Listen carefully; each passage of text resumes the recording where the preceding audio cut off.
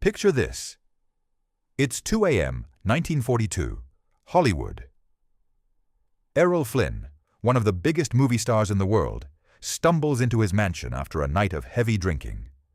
The lights are dim. He's exhausted. As he walks into his living room, he sees a figure sitting in his favorite chair. It's his friend, John Barrymore. "Jack, you old devil," Flynn slurs. "What are you doing here?" Barrymore doesn't respond. Flynn moves closer, closer. Then he realizes Barrymore isn't breathing. Barrymore has been dead for 3 days. His corpse was stolen from a funeral home and placed in Flynn's house as a prank. Flynn screamed and fled his own home in terror. That actually happened, and it's just one of 15 stories you're about to hear. Have you ever wondered what really happened behind Hollywood's golden curtain? Do you think you know the dark side of old Hollywood? You're about to discover it was far stranger, more twisted, and more tragic than you ever imagined. Here's what's coming. You'll learn about a movie star whose perfect smile cost more than a house, but hid a painful secret. You'll discover how a teenage Judy Garland was systematically poisoned by her own studio. By story number 7, I'll tell you about a death so bizarre, it involves a $50 dog reward and a fatal shooting. And the scandal in story 14? It changed Hollywood forever. But the man accused was actually innocent. These aren't just gossip. These are real people whose lives were controlled, manipulated, exploited, and sometimes destroyed by the studio system. While audiences saw perfection on screen, actors were being poisoned, burned, abused, and literally worked to death. Studios hired fixers to bury scandals, controlled every aspect of their stars' lives, and treated human beings like products to be manufactured and sold. We'll uncover secret pregnancies covered up for decades, a movie that killed 3 of its biggest stars, suspicious deaths that were never properly investigated, and yes, that corpse used for a practical joke. We'll also debunk one of Hollywood's most persistent urban legends and explain why millions of people believed it despite it being completely false. These are all documented, verified stories. Many come from the star's own memoirs, court records, studio documents, and eyewitness accounts. Some of these secrets weren't revealed until decades after the people involved had died.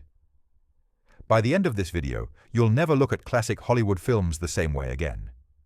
The glamour was real, but it was built on secrets, lies, abuse, and in some cases, literal death. Let's pull back the curtain and start with a smile that cost $60,000 and hid a painful, humiliating truth.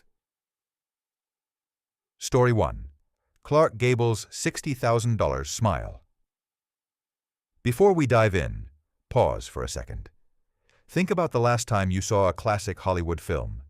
Did you ever question whether what you were seeing was real? Did you wonder how much of that perfection was manufactured? Keep that thought because you're about to find out.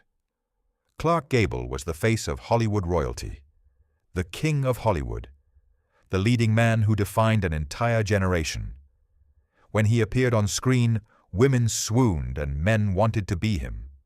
His charisma was undeniable, his talent unquestionable, and his smile absolutely iconic. That rakish grin could light up a theater and steal any scene. But that smile was completely fake. Let me take you back to before the fame, before the crown, before the carefully constructed image. Young Clark Gable was a struggling actor with dreams bigger than his bank account. He was talented, sure, but he was also plagued with dental problems. By his early 30s, Gable had lost most of his teeth due to severe gum infections and ill-fitting dental bridges he couldn't afford to fix properly. Imagine that for a moment. You're an aspiring actor in Hollywood, a business that worships physical perfection, and your teeth are literally rotting out of your head. The pain must have been excruciating, the embarrassment, crushing. Every audition, every screen test, he had to worry about whether his dental problems would show, whether someone would notice, whether he'd lose a role because of something he couldn't control. Then MGM signed him, and everything changed. MGM, Metro-Goldwyn-Mayer, wasn't just a movie studio. It was a dream factory, an empire, a machine designed to create and maintain the illusion of perfection. Their motto was, "More stars than there are in heaven," and they meant it. But those stars weren't born, they were manufactured. And Louis B. Mayer, the ruthless mogul who ran MGM, understood that manufacturing stars sometimes meant literally rebuilding them. When MGM's executives saw Gable's potential, they also saw his problems. The teeth had to go, all of them. So the studio sent him to their dental specialists. Yes, MGM had dentists on staff, and had every remaining tooth pulled. Then they commissioned custom dentures, state-of-the-art for 1933, that would give him the smile they wanted. Not the smile he had, but the smile that would sell tickets. The cost, in today's money, approximately $60,000 for dentures. The studio didn't do this out of kindness. This was an investment. They owned Clark Gable. Literally. Studio contracts in the 1930s were ironclad. When you signed with a studio, you became their property. They decided what films you'd make, what roles you'd play, what you'd say in interviews, who you'd date, or at least who you'd be photographed with. And yes, what your body would look like. If the studio decided you needed new teeth, you got new teeth. If they decided you needed your hairline changed, your nose reshaped, your name replaced, you did it. Or you didn't work. So Gable got his new smile. And from the outside, it was perfect. When you watch him in Gone with the Wind, melting hearts as Rhett Butler, that smile is devastating. It's confident, roguish, irresistible. Every bit of it carefully engineered by studio dentists. But here's what the camera didn't show. Those dentures were a nightmare.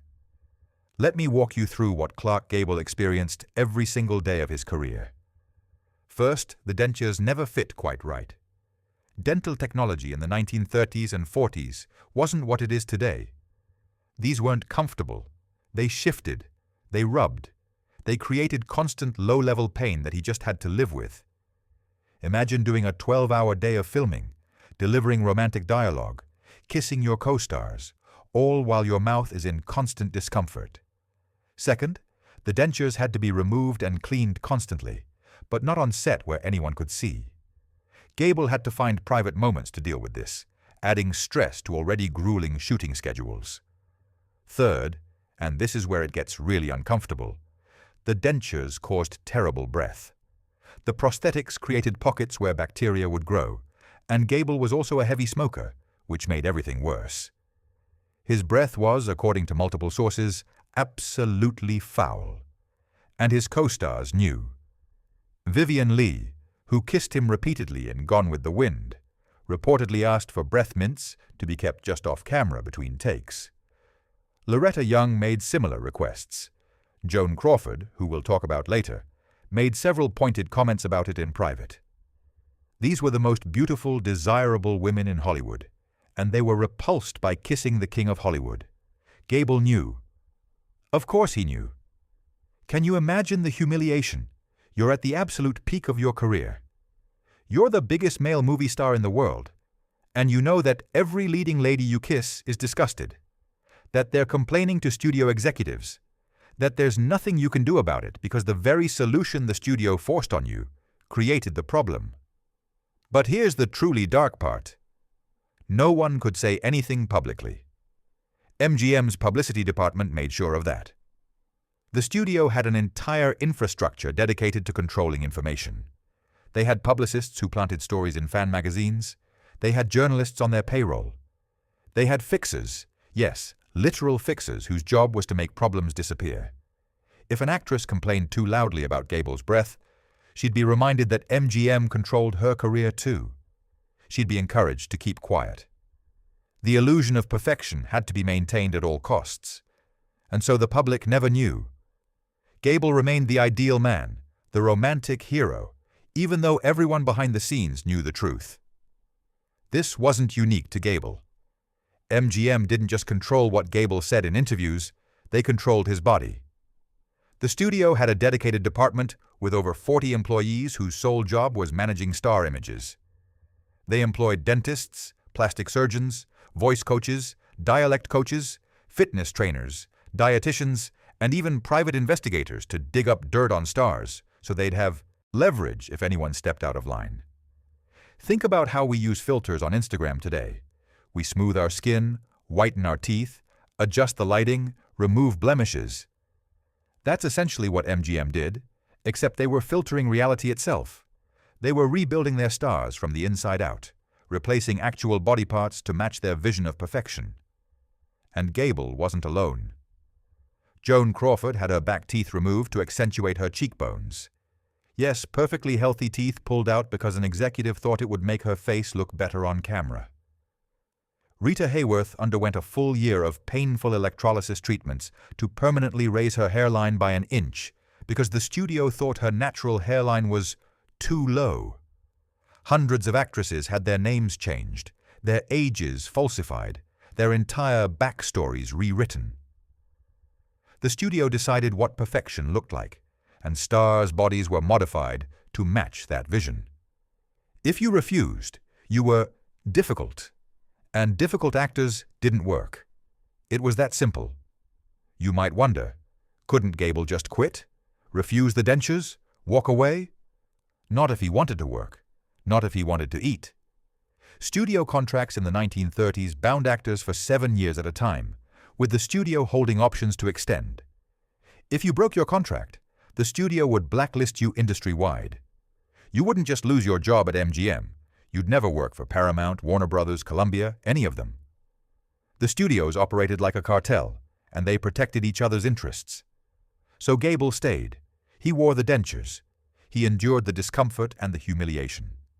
He played the role of Clark Gable, the king of Hollywood, the man with the perfect smile, even though every smile was a reminder of how much of him was artificial. Here's the saddest part. Clark Gable died in 1960 of a heart attack at age 59. He'd just finished filming The Misfits, where he'd insisted on doing his own stunts. We'll talk about that film later, and trust me, it gets dark. He died still wearing those dentures, still playing the role MGM had created for him 3 decades earlier. He never got to just be Clark Gable. He was always the king of Hollywood, a crown that came with invisible chains. His dentures became a symbol of something much larger.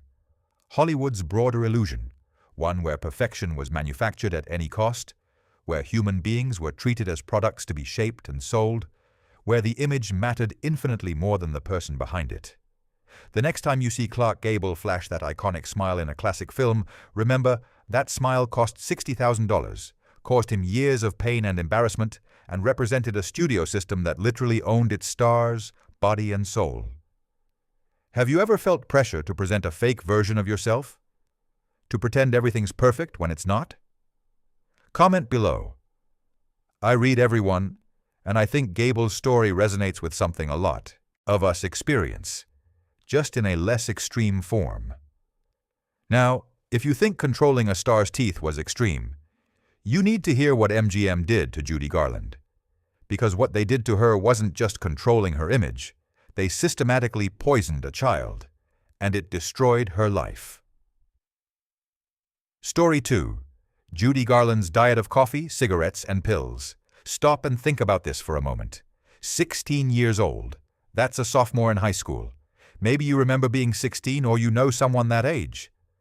Now imagine someone at that age being given powerful amphetamines every morning by adults in positions of power. Not as a scandal, not as abuse that was hidden and later discovered, but as official studio policy, documented and approved by executives. That's what happened to Judy Garland. This isn't just another sad Hollywood story. This is a case study in systematic, calculated destruction of a child for profit. And every single adult involved knew exactly what they were doing.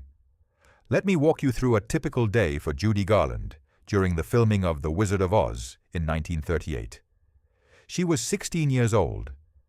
This is reconstructed from her own later testimony, interviews she gave, and accounts from people who were there. 5 a.m.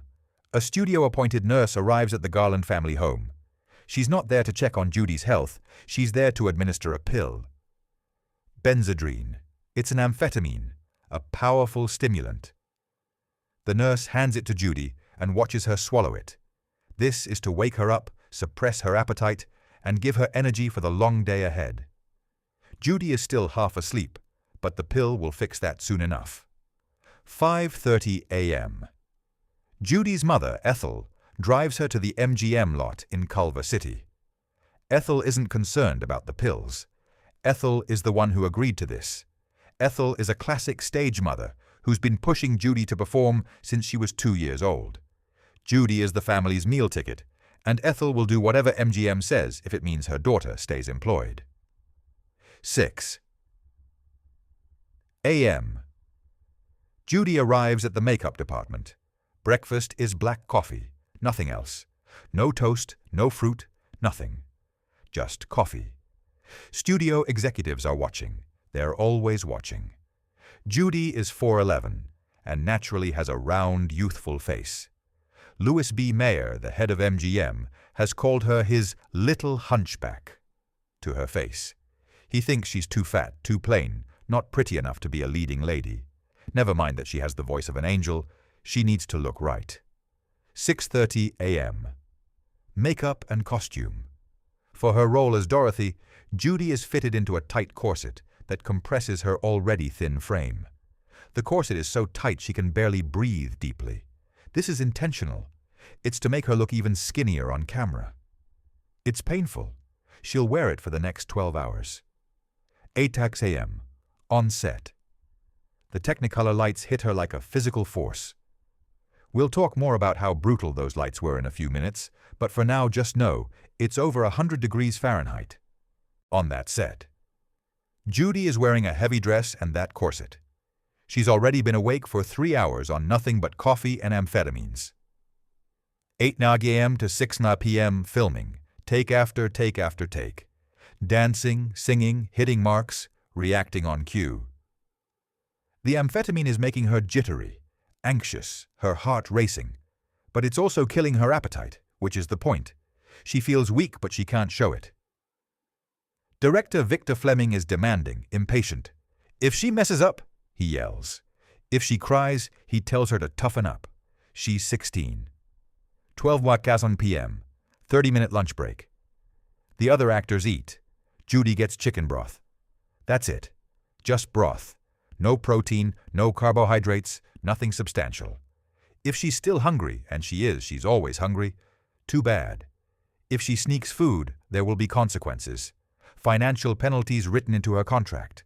Public shaming from Louis B. Mayer. Threats that she'll be fired and replaced. 6 p.m. Filming wraps for the day.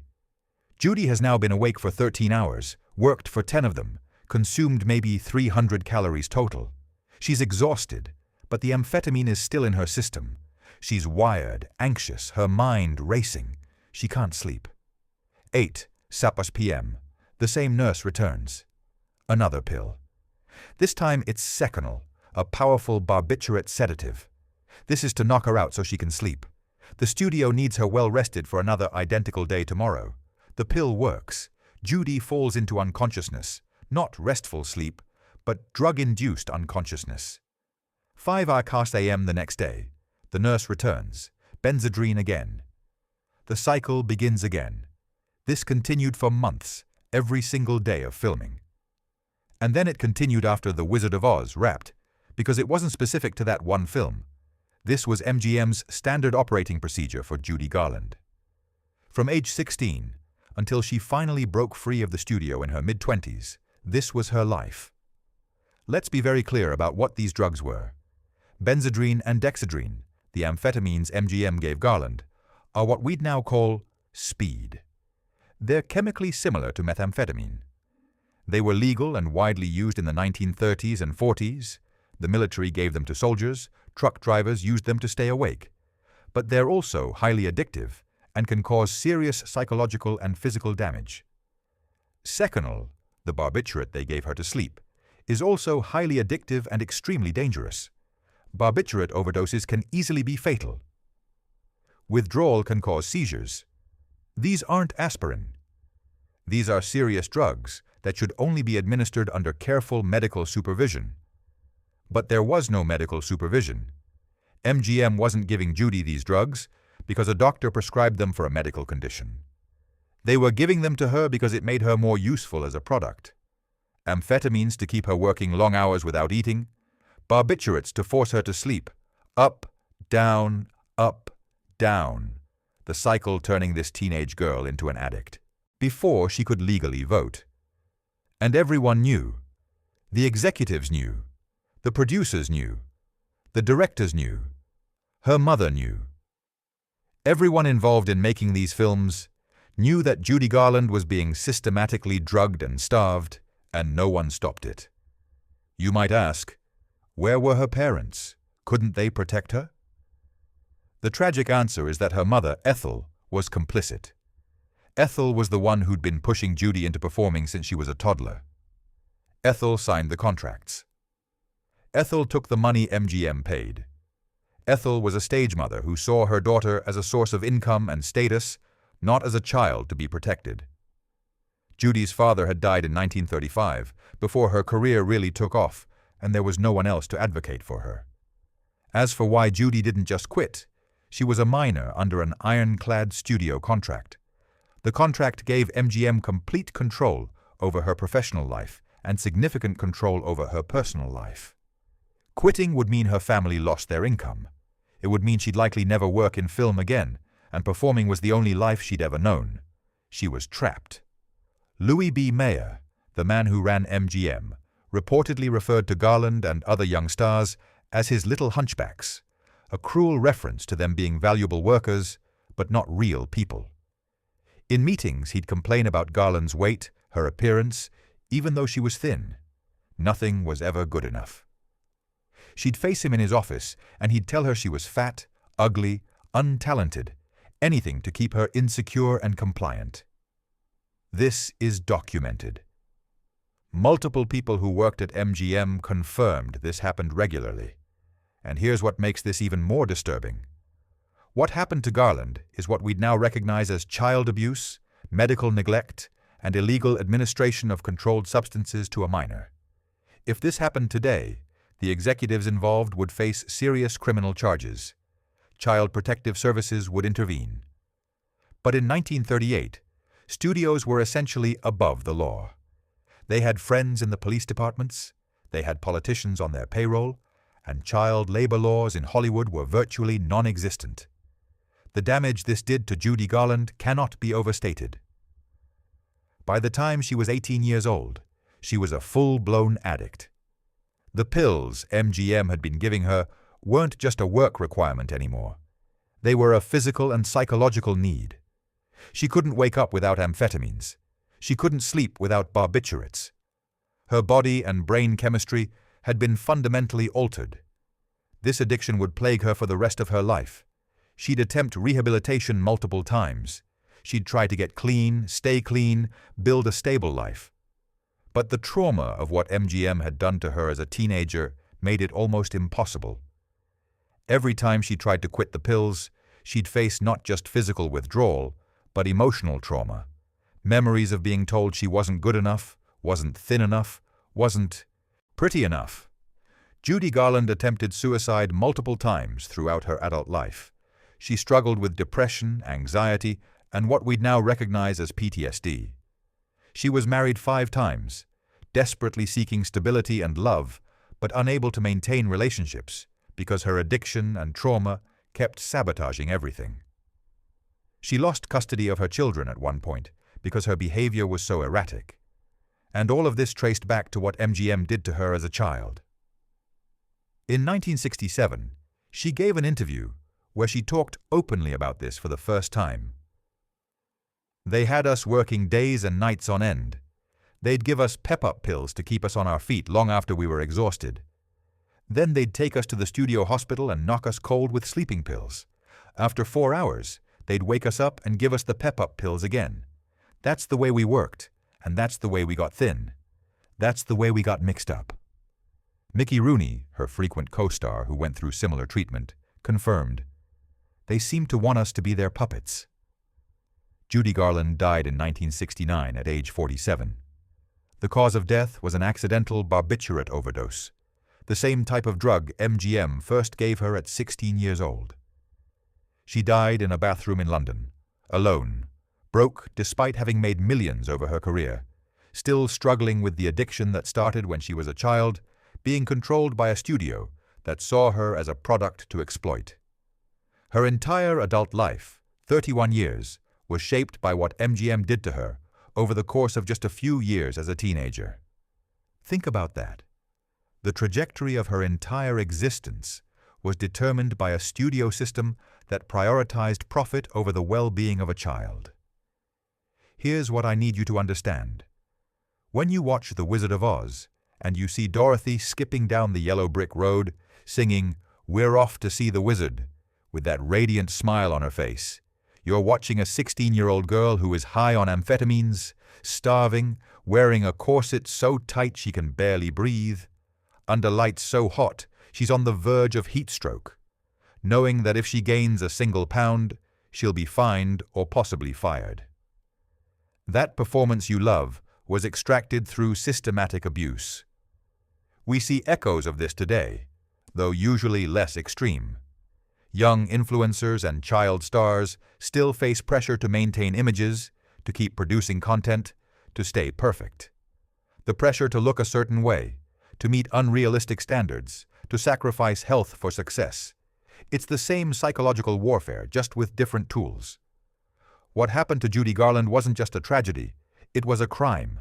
A crime no one was ever held accountable for because the perpetrators were powerful and the victim was considered property. If you've ever struggled with body image, with feeling like you're not good enough, with addiction, or with the pressure to be perfect, drop a blue heart in the comments.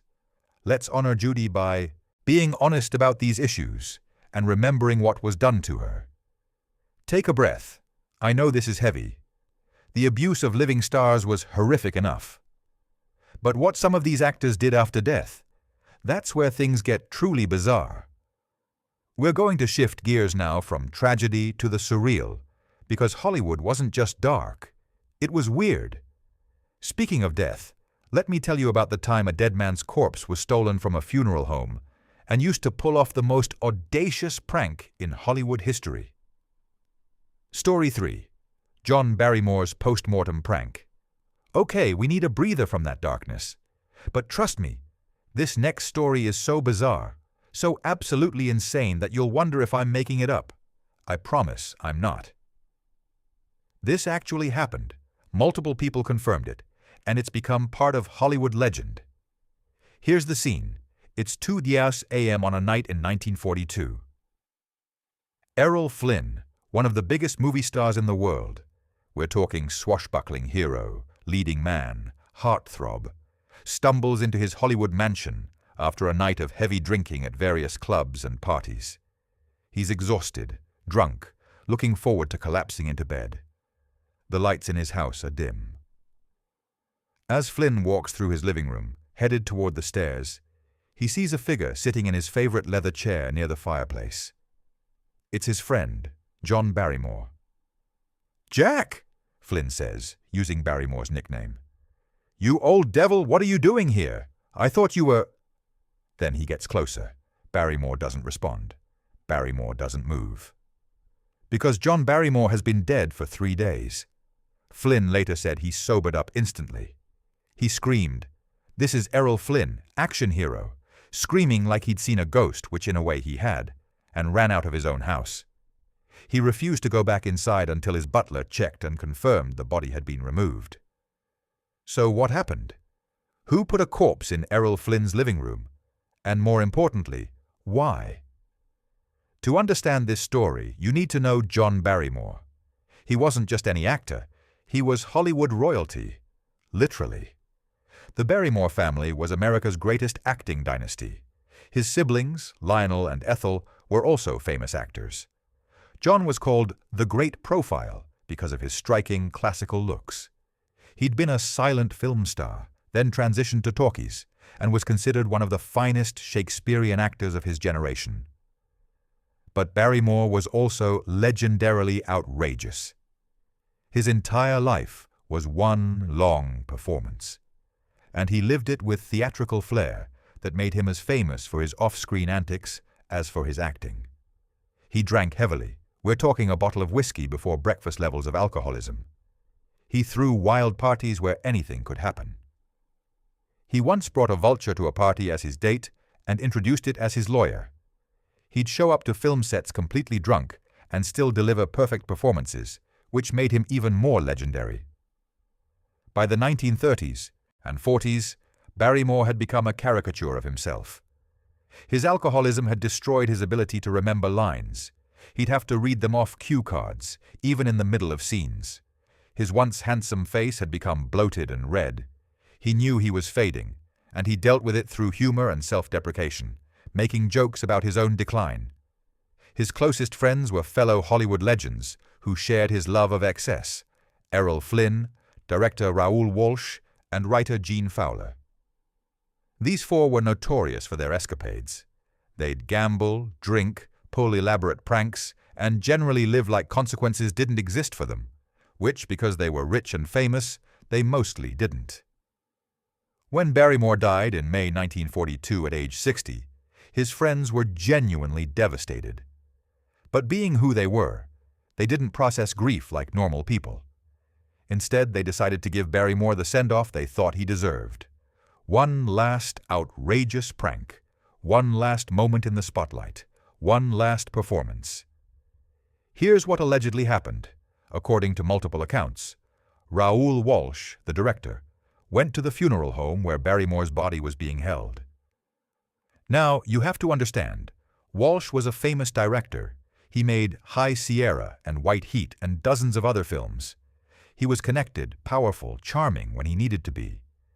He talked his way into the funeral home, probably claiming he wanted one last private moment with his friend. Then he and an accomplice, accounts differ on who helped him, put Barrymore's body in a car and drove it to Errol Flynn's mansion. They carried the corpse inside, positioned it in Flynn's favorite chair, arranged it to look natural, and left. Then they called Flynn and told him he needed to come home, that someone was waiting for him. Flynn arrived drunk, saw his dead friend sitting in his chair, and completely lost it. The prank worked perfectly. Now, is this story actually true? That's been debated for 8 decades. Here's what we know for certain. Raoul Walsh admitted in his 1974 autobiography, Each Man in His Time, that he did it. He described the whole thing in detail. Errol Flynn confirmed it in his 1959 memoir, My Wicked, Wicked Ways. He wrote about walking in and seeing Barrymore, about his horror and confusion. Columnist Walter Winchell reported on it at the time, though his account was somewhat vague and may have been based on rumors. Gene Fowler, who wrote Barrymore's biography, included the story and said he'd helped plan it, though he claimed he didn't actually help steal the body. The funeral home later said they couldn't confirm or deny whether a body had been temporarily removed, which is a very diplomatic way of not answering the question. Most Hollywood historians today believe it happened, though some of the details may have been embellished over the years. The core story, that Barrymore's friends stole his corpse to prank Flynn, is probably true. And honestly, it makes perfect sense when you know these people. This group was notorious for pranks that would get normal people arrested. Walsh once staged an elaborate fake murder scene in his own home to test his wife's reaction. She fainted, and he thought it was hilarious. Flynn kept two-way mirrors installed in his mansion so he could spy on guests. He also had a secret staircase leading to bedrooms. Gene Fowler wrote stories about Barrymore that were too scandalous to be published during their lifetimes. These weren't normal people. They were celebrities with unlimited money, unlimited access, unlimited ego, and they lived in a time before social media could expose them. They existed in a bubble where the normal rules of society simply didn't apply. Imagine being the mortuary employee who noticed the body was missing. "Hey, Bob, you know that dead actor? The famous one?" "Yeah, he's gone." That's a paperwork nightmare I don't even want to think about. Did they file a police report? Did they panic and just wait to see if the body showed back up? The logistics of this are insane. And apparently the LAPD did investigate, but they dropped it immediately.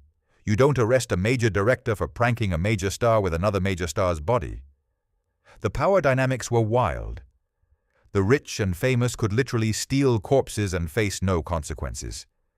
But beneath the absurdity of this story, there's something oddly touching, in a completely twisted way.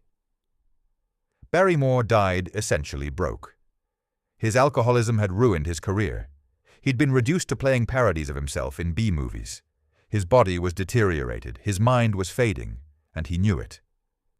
In his final years, he'd make jokes about his own decline.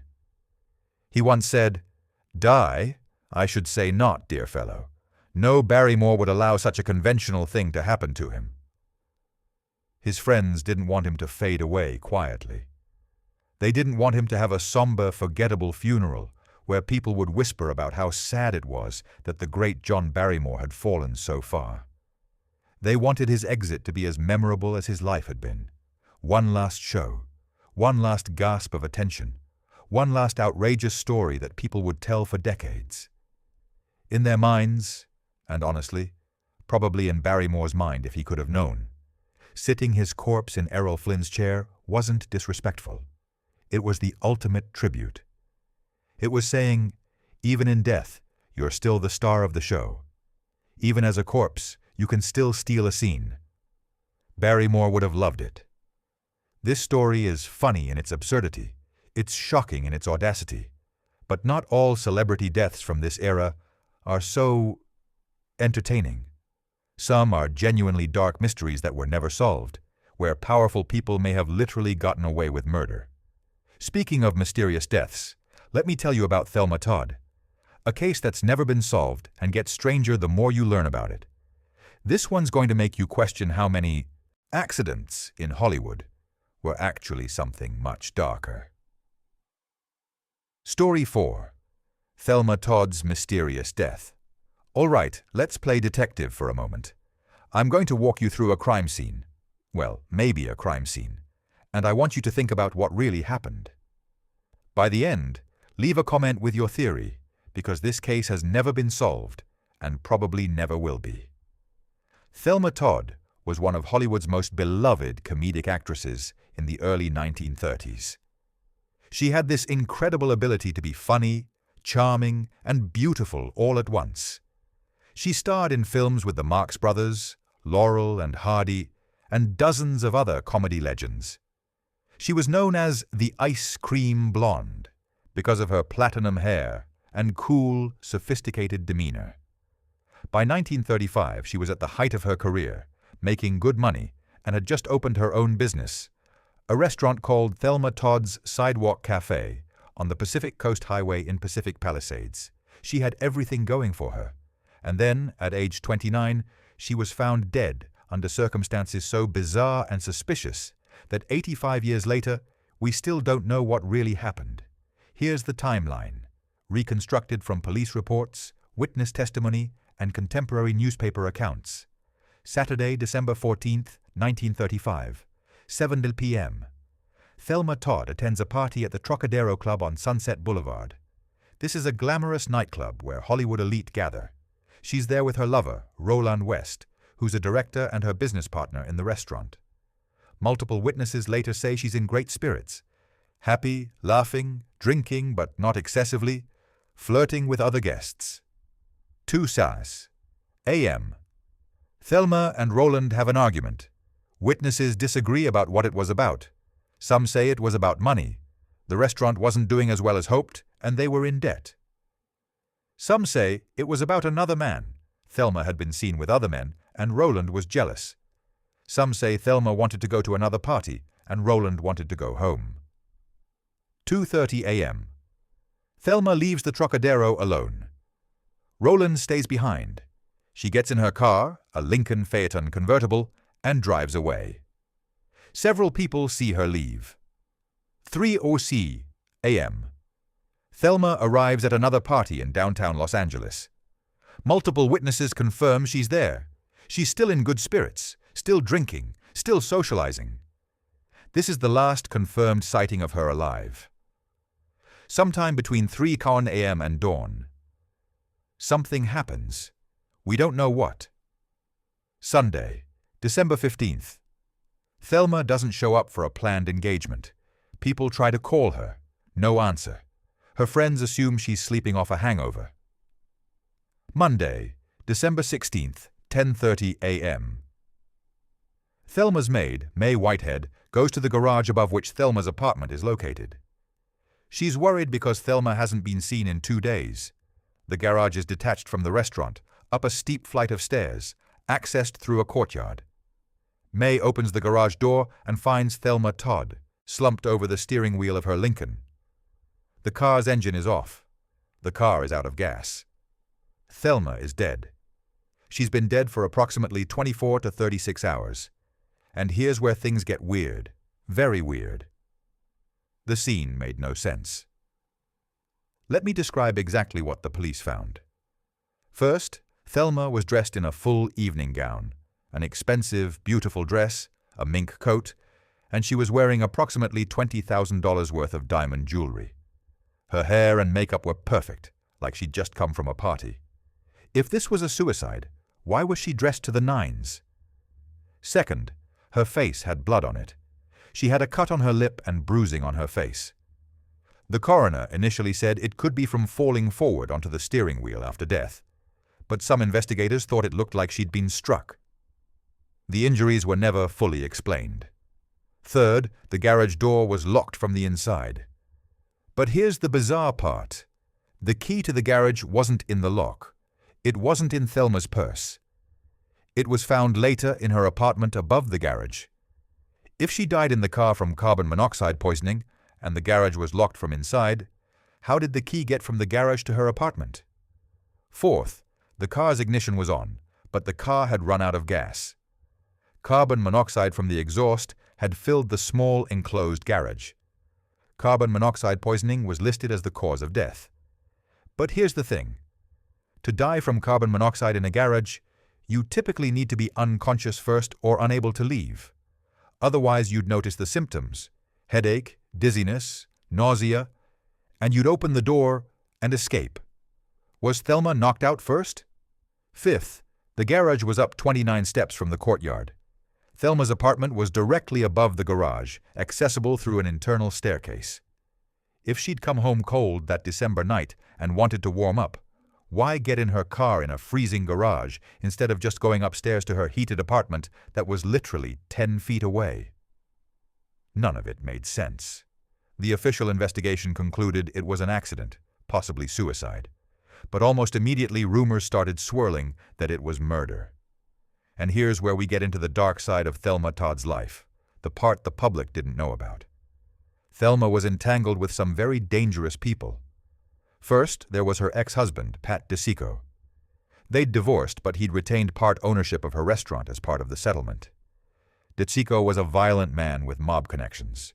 He was literally friends with Lucky Luciano and other organized crime figures.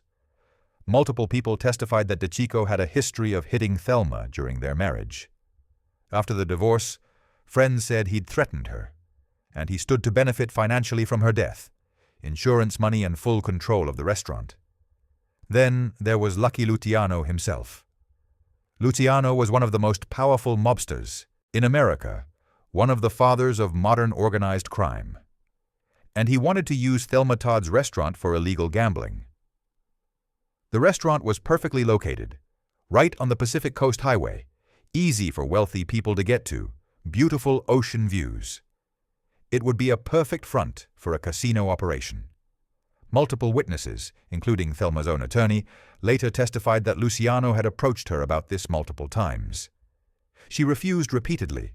She didn't want her restaurant associated with illegal activities. She'd worked hard to build a legitimate business, and she wasn't going to let mobsters take it over. According to some accounts, Luciano didn't take no for an answer. He sent people to threaten her. A few weeks before her death, Thelma showed up at a friend's house with bruises, claiming she'd fallen down the stairs. The friend didn't believe her. It looked like she'd been beaten. Then there was Roland West, her business partner and lover. West was a controlling, jealous man who wanted Thelma all to himself. Some investigators believed he'd locked her out of their shared apartment after their argument, forcing her to seek shelter in the car, where she accidentally died. Others thought it might have been worse, that he knocked her unconscious in a fit of rage and placed her in the car. So we have at least 3 people who might have wanted Thelma Todd dead, or who might have accidentally caused her death. Theory 1. Accident, the official ruling. The story is that Thelma came home, drunk and cold. It was a freezing December night. She went to her car to turn on the heater and warm up.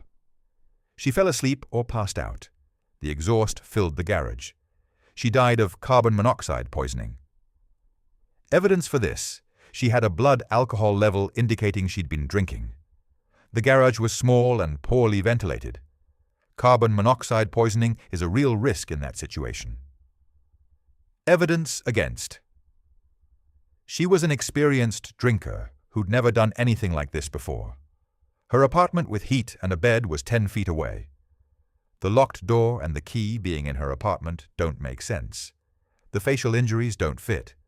And most damning, she'd just re-signed a lucrative film contract days earlier and had made plans for the following week.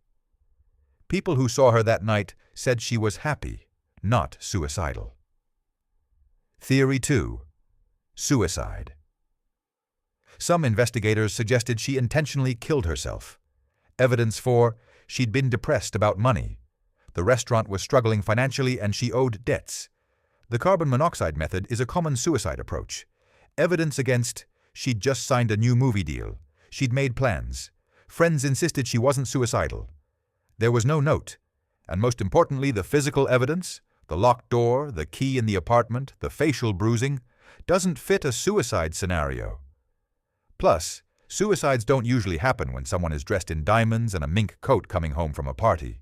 Theory 3. Murder by ex-husband. Pat DiCicco had motive: money, revenge, jealousy. He had a history of violence against her. He had mob connections that could make a murder look like an accident. Evidence for his documented violence. His financial motive. No alibi for that night. Witnesses who heard him threaten her. Evidence against. No direct physical evidence linking him to the scene. But that's not surprising. The LAPD barely investigated him, which is suspicious in itself. Theory 4. Murder by the mob. Lucky Luciano wanted her restaurant for gambling. She refused. After her death, the restaurant mysteriously did become a gambling operation for a while. Evidence for. Multiple witnesses said Luciano had approached her. She'd told friends she was being threatened. The fall down the stairs incident weeks before her death. After her death, organized crime did move into the location. Evidence against. No physical evidence. No witnesses to an actual crime. But Luciano was one of the most powerful criminals in America. If he ordered a hit, it would be professional, clean, and untraceable. The LAPD wouldn't have dared investigate him even if they suspected him. Theory 5. Accidental killing by Roland West. This is the theory many historians now believe is most likely. West was controlling and jealous. After their argument, he may have locked her out of their apartment as punishment. She was forced to shelter in the car and accidentally died. Or darker, he knocked her out in a rage, put her in the car, and either intended to kill her or thought she'd wake up, but she didn't. Evidence 4. They'd argued that night. West had a history of controlling behavior. He told people later that he felt responsible for her death. Odd phrasing if it was truly an accident or suicide. On his deathbed in 1952, 17 years later, he allegedly confessed to his wife that he'd killed Thelma, though the details of this deathbed confession are disputed and came second-hand. Evidence against. If it was an accident caused by him locking her out, why did the investigation close so quickly? If he confessed on his deathbed, why wasn't it pursued? But by 1952, it was 17 years later, and West himself was dying. Nothing was going to happen either way. Here's what we know for certain. The investigation was a joke. It lasted less than a week. The grand jury hearing was closed to the public. Why? The LAPD destroyed most of the physical evidence files decades later. Why? Hal Roach Studios, which had Thelma under contract, issued a statement before the investigation even concluded, calling it an unfortunate accident. The studio stood to lose money if it was murder. Insurance policies don't always pay out for homicides, and the scandal could hurt their other films. Thelma's family was never satisfied with the ruling. Her mother tried for years to get the case reopened. She believed her daughter was murdered. She failed. Every appeal was rejected.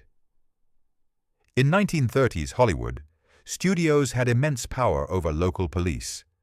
If Hal Roach wanted the case closed quickly to protect the studio's financial interests and public image, he could make it happen. And it's pretty clear that's what happened. Whether Thelma Todd died accidentally by her own hand or was murdered, powerful people wanted the investigation shut down fast, and it was. So what do you think happened? Accident, suicide, or murder? If murder, who did it? The ex-husband, the mob, or the jealous lover? Comment your theory. I genuinely want to know what you think after hearing all of that, because there's no consensus even among historians who've studied this for decades. Whatever the truth, Thelma Todd deserved better. She was a talented comedian, a businesswoman trying to control her own destiny in a male-dominated industry. And at 29, her life ended under circumstances that were never properly investigated. Someone knows what happened that night. Maybe multiple people know. But they took the truth to their graves. Now, Todd's death was suspicious and tragic, but at least it was quick. Some actors suffered for years on sets that were literally toxic. They were poisoned, burned, and permanently injured, creating films we consider classics. Case in point, The Wizard of Oz. Let me tell you what actually happened behind the scenes of that magical, beloved film. Spoiler, it was hell. Story 5. The Wizard of Oz. Technicolor torture. Quick question. What's your favorite scene from The Wizard of Oz? The yellow brick road? Dorothy singing Somewhere Over the Rainbow? The Emerald City? The flying monkeys? Whatever scene you're picturing right now, I want you to hold that image in your mind. Now let me tell you what was actually happening behind the camera during those magical moments. Spoiler. It was hell. Literal, actual hell. The Wizard of Oz is one of the most beloved films in history. It's been watched by generations of families. It's considered a masterpiece of early Hollywood. And it was created through a production process so brutal, so dangerous, so physically damaging to everyone involved, that if it happened today, the people responsible would face criminal charges. First, let's talk about why filming was so brutal. The Wizard of Oz was shot in 3-strip Technicolor, a revolutionary process that created those vibrant, saturated colors audiences had never seen before. When you watch the film transition from the sepia-toned Kansas to the brilliant color of Oz, it's magical. That scene is consistently voted one of the most memorable moments in film history. Here's what that magic cost. Technicolor cameras required 3 times the normal amount of light to properly expose the film. Think about that. 3 times. To achieve this, the sound stages at MGM were equipped with carbon arc lamps, massive industrial lights that were essentially controlled explosions of light. These weren't modern LED lights that stay cool. These were lights that generated enormous, intense heat. The temperature on set regularly exceeded 100 degrees Fahrenheit. Sometimes it reached 110 degrees. And remember, this is on an enclosed soundstage with no air conditioning, because air conditioning in 1938 was rare and the noise would interfere with sound recording. The actors were performing under these blazing lights while wearing heavy costumes and thick, toxic makeup for 12 to 16 hours a day, 6 days a week, for 6 months. Let me walk you through what a typical day looked like for Ray Bolger, who played the Scarecrow, so you understand just how brutal this was. 4 a.m. Ray arrives at MGM Studios. It's still dark outside. He's exhausted because yesterday was also a 12-hour day. 4:30 a.m. Makeup begins. The Scarecrow makeup is extensive. Makeup artists apply rubber prosthetic pieces to his face, gluing them on with spirit gum, a powerful adhesive. Then they cover everything with layers of grease paint-based makeup that's been specially formulated for Technicolor, which means it's thicker, heavier, and more toxic than normal makeup. This process takes nearly 2 hours. Ray has to sit completely still while chemicals are applied to his face. 6:30 a.m. Costume time. The Scarecrow costume is made of burlap and straw. It weighs 15 pounds and traps heat against his body like insulation. 7:30 a.m. Ray arrives on set. The Technicolor lights hit him like a physical force. The temperature instantly climbs. He starts sweating immediately, but he can't wipe his face or the makeup will smear. 7:30 a.m. to 12:00 p.m. First shooting block. 4.5 hours under the lights, dancing, singing, doing the same scene over and over, sometimes 20 or 30 takes. Director Victor Fleming is demanding, yelling when things don't go perfectly. The makeup begins to run. Ray's eyes burn from sweat and chemicals. The spirit gum adhesive is literally causing chemical burns on his skin. But he can't stop. The show must go on. 12:01 p.m. 30-minute lunch break. Ray is too exhausted and overheated to eat much. Other actors huddle under electric fans just trying to breathe, trying to cool down enough to survive the afternoon. 12:30 p.m. to 6:00 p.m. Second shooting block. 5.5 more hours. More heat. More takes. Ray has now been in makeup for over 12 hours. His skin underneath the prosthetics is raw, blistering. His throat is dry from singing the same songs over and over in the heat. 6:00 p.m. Wrap for the day. Time to remove the makeup. This takes another 90 minutes. The makeup won't come off easily. It's been baked onto his skin by heat and sweat. Makeup artists have to use harsh chemical solvents to remove it. These solvents are painful on his already damaged skin. 7:30 p.m. Ray finally leaves the studio. His face is red, irritated, damaged. He goes home, tries to recover, and will do this exact same thing tomorrow. And the next day. And the day after that. For 6 months. This was what every single actor on The Wizard of Oz endured. Every day, for half a year. But some had it even worse. Let's talk about Buddy Ebsen, the man who almost died. Ebsen was originally cast as the Tin Man. This should have been his breakout role, the performance that would make him a star. Instead, it almost killed him. The Tin Man makeup was aluminum powder mixed with paste. They literally painted him head to toe with metal dust. He looked incredible on camera. Shiny, metallic, exactly like a Tin Man. But that aluminum powder was incredibly dangerous. During his second week of filming, Buddy Ebsen couldn't breathe. He thought he had a cold at first, but it kept getting worse. His lungs felt tight. Every breath was difficult. He'd cough and couldn't stop.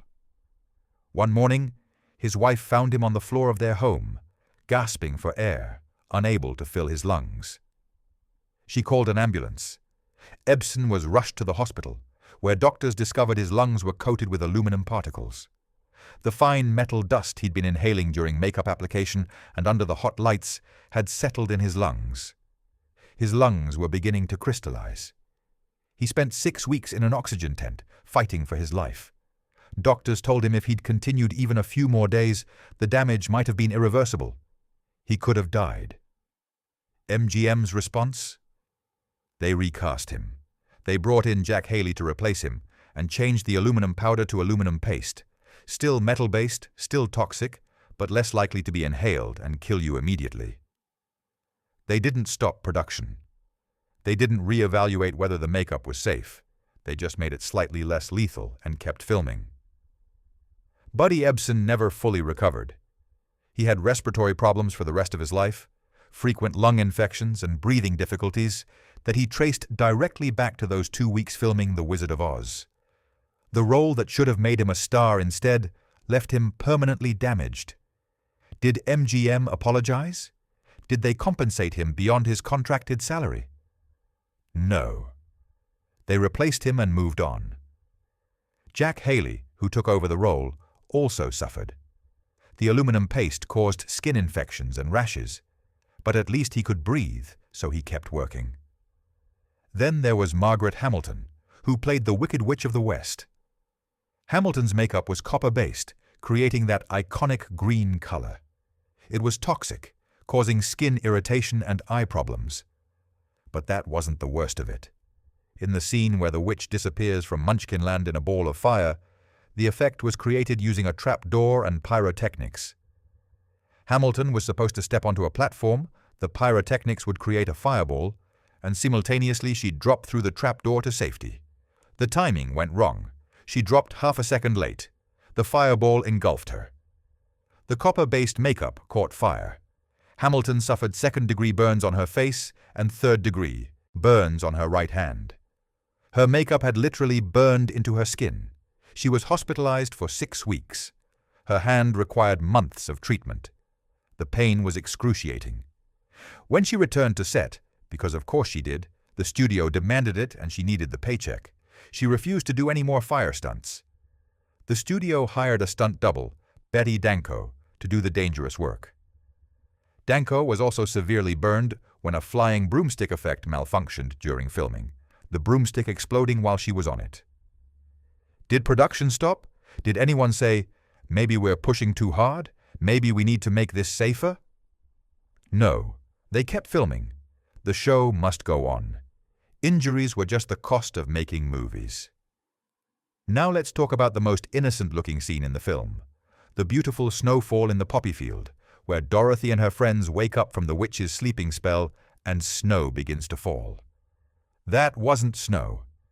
It was 100% pure industrial-grade asbestos. Yes, the cancer-causing material we now spend millions of dollars removing from old buildings. The substance, we know, causes mesothelioma, lung cancer, and other fatal diseases. They sprayed it all over the actors. Judy Garland inhaled it. The Munchkin actors played in it, touched it, threw it at each other during breaks. Everyone on set was exposed to it, and everyone involved knew asbestos was dangerous. This wasn't some unknown risk. Asbestos-related diseases had been documented since the early 1900s. By the 1930s, it was well known in industrial settings that asbestos exposure caused serious lung problems. But MGM used it anyway because it looked pretty on camera, was cheap, and was easy to work with. Profit over safety, every single time. You might be asking, why did this happen? Why didn't someone stop production? Why didn't the actors refuse to work under these conditions? 3 reasons. 1. There were virtually no workplace safety laws for film sets in 1939. OSHA, the Occupational Safety and Health Administration, wouldn't exist for another 30 years. There was no government agency protecting workers. Studios could do basically whatever they wanted. 2. The studio system gave MGM absolute power. Actors were under contract, essentially owned by the studio. If you refused to work under dangerous conditions, you'd be suspended without pay and possibly never work in Hollywood again. The studios operated as a cartel. If MGM blacklisted you, Paramount, Warner Brothers, and all the others would refuse to hire you too, refuse to work, and your career was over. 3. Money mattered more than people. The Wizard of Oz had a massive budget of $2.8 million, enormous for 1939. Every day of delayed production cost thousands of dollars. Injured actors were replaced or sent back to work before they'd fully healed. There was no such thing as a safety delay. Compare this to modern film production.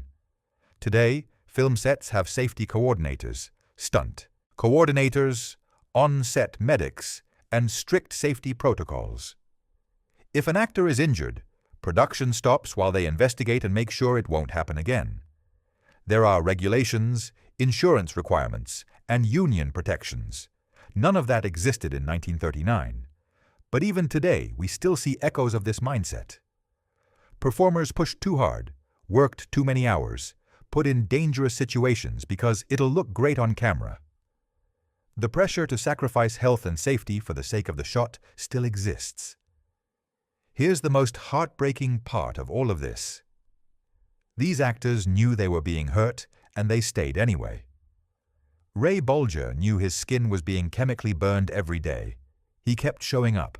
Jack Haley knew the aluminum paste was toxic. He kept working. Margaret Hamilton went back after being literally set on fire. Judy Garland, who we already talked about being starved and drugged, endured all of that, while also suffering through the heat, the makeup, the impossible working conditions. Why? Because in 1939 Hollywood, if you complained, you were difficult. You'd be blacklisted. Your career would end.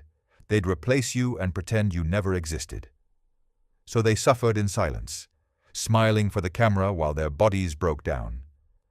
Every time you watch Dorothy skip down the yellow brick road, remember, Judy Garland is wearing a corset so tight she can barely breathe, under lights so hot she's on the verge of heat stroke, high on studio-provided amphetamines to keep her energetic, knowing that if she gains a single pound, she'll be fined or fired.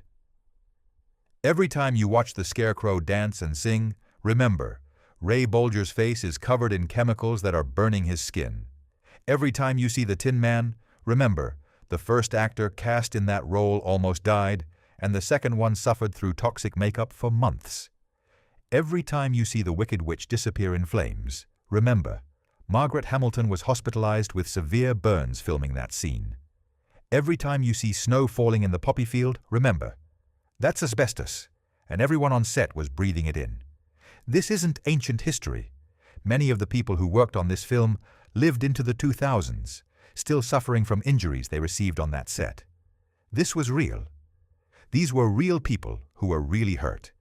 If this is making you angry, good. It should. The Wizard of Oz is a beautiful film, a classic that's brought joy to millions. But it was created through brutality and exploitation, and we should remember that. We should honor the people who suffered to create it by acknowledging what they went through. The Wizard of Oz is far from the only cursed production in Hollywood history.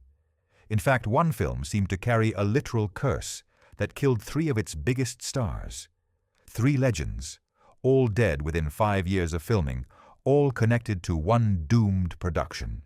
Let me tell you about the Misfits and the curse that destroyed everyone involved. Story 6. The Curse of the Misfits. There's something eerie about final performances. When you're watching an actor's last film, especially if you know it's their last, there's a weight to it. You look for signs, for foreshadowing, for meaning that maybe isn't there. You wonder if they knew. The Misfits, released in 1961, wasn't just someone's final film. It was the final completed film for 3 of the biggest stars in Hollywood history: Clark Gable, Marilyn Monroe, and Montgomery Clift. Within 5 years of filming, all 3 would be dead. Coincidence? Maybe. But when you learn what happened during production, the brutal conditions, the personal demons, the toxic relationships, the sheer amount of suffering that occurred, you start to wonder if some productions are just doomed from the start. The Misfits was supposed to be a landmark film.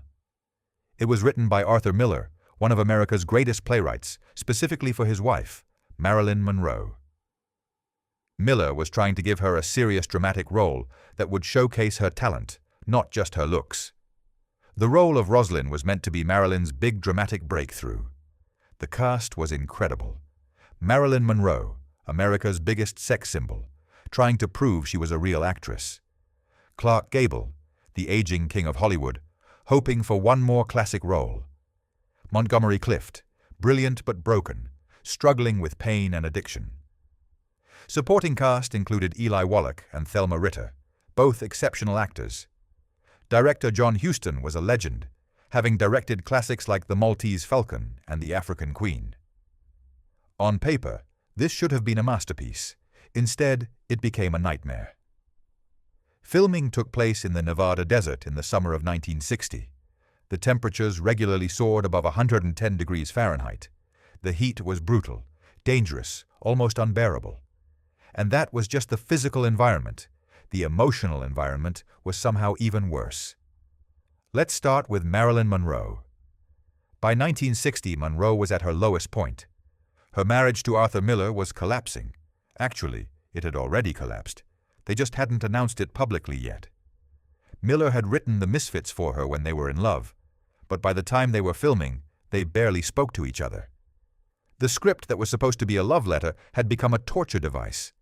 Marilyn was struggling with severe depression, anxiety, and addiction to pills. She'd been on amphetamines and barbiturates since her early 20s. Studios had gotten her hooked, just like they'd done to Judy Garland. By 1960, her dependency was severe. She was taking pills to wake up, pills to sleep, pills to manage anxiety, pills to manage the side effects of other pills. During filming, her behavior became increasingly erratic. She'd arrive hours late to set, sometimes not at all. When she did show up, she often couldn't remember her lines. She'd have to do 30, 40 takes of simple scenes. Sometimes she'd disappear to her trailer and not come out for hours. The cast and crew were frustrated, but mostly they were worried. They could see she was falling apart. She'd show up visibly intoxicated or sedated. Her weight fluctuated wildly. Some days she'd be brilliant, electric, everything you'd want from Marilyn Monroe. Other days she couldn't function. In the middle of filming, Marilyn overdosed on pills and had to be hospitalized. Production shut down for a week while she recovered. When she returned, nothing had really changed. She was still struggling, still self-medicating, still barely holding on. Her character, Rosalind, is a woman who's emotionally fragile, lost, surrounded by men who don't understand her.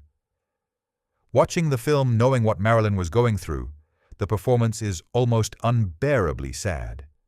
She's not really acting, she's just being herself, and it's devastating. Then there was Clark Gable. We talked earlier about his dentures and his carefully manufactured image. By 1960, at 59 years old, Gable was fighting to prove he was still the king. But he was old by Hollywood standards, and he knew his time was running out. This was going to be his last shot at a major role in a prestigious film. The problem: Gable's character required extensive physical work, roping horses, being dragged by horses, fighting with horses in the brutal Nevada heat. The studio wanted to bring in stunt doubles for the dangerous work. Gable refused. He insisted on doing his own stunts. He was trying to prove something, that he was still tough, still masculine, still worthy of being called the king of Hollywood. It was pure ego, and it was going to kill him. In one scene, Gable's character is dragged behind a truck by a wild horse. It's a brutal sequence. Gable insisted on doing it himself. He was pulled across rough terrain in 110-degree heat, repeatedly, for multiple takes. Crew members begged him to let a stuntman take over. He refused. He was overweight, out of shape, a heavy smoker and drinker. He had no business doing these stunts. Everyone could see it was dangerous. He did them anyway. Then there was Montgomery Clift. Once, Clift had been one of the most beautiful, talented actors in Hollywood. Films like A Place in the Sun and From Here to Eternity had made him a star. But in 1956, he'd been in a devastating car accident that shattered his face. Multiple reconstructive surgeries had put him back together, but he was never the same. By 1960, Clift was addicted to pain medication and alcohol. The accident had left him with chronic pain and nerve damage. One side of his face was partially paralyzed. He struggled with speech. His once extraordinary looks were gone, replaced by a face that was recognizably his but somehow wrong, like a copy that didn't quite match the original. During filming of The Misfits, Clift was barely functional. He'd forget his lines. He'd stumble during scenes. His speech was slurred. He was in constant pain, constantly medicating it with pills and booze. Cast members watched him deteriorate in real time. There's a scene in the film where Clift's character is drunk and emotional. It's a powerful performance. It's also not really a performance. Clift was actually intoxicated during filming. The pain you see on his face is real. And then there was the director, John Huston. Huston was a genius filmmaker, but he was also a gambling addict. During production of The Misfits, he was often absent from set, holed up in casinos in Reno, gambling away enormous sums of money. The cast would be waiting for direction, and Huston would be at a craps table. When he was on set, he was often distracted, distant, more concerned with his gambling debts than with the film. The production became chaotic, directionless. There was no strong leadership, no one holding things together. So you had a leading lady who was having a nervous breakdown and showing up high on pills, a leading man who was killing himself trying to prove he was still tough, Another leading man who was drunk and addicted to painkillers. A director who was more interested in gambling than directing. And all of this happening in a 110-degree heat in the middle of nowhere. And somehow, they made a film. Against all odds, The Misfits was completed. The final product is actually quite good. Dark, melancholic, beautiful in a sad way. It's about broken people in a changing world, trying to hold on to something that's already gone. But the cost was devastating. Clark Gable finished filming in November 1960.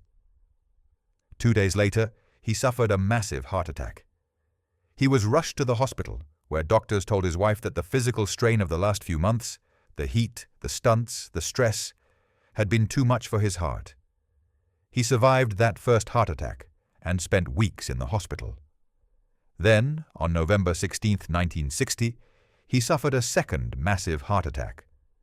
This one killed him. He was 59 years old.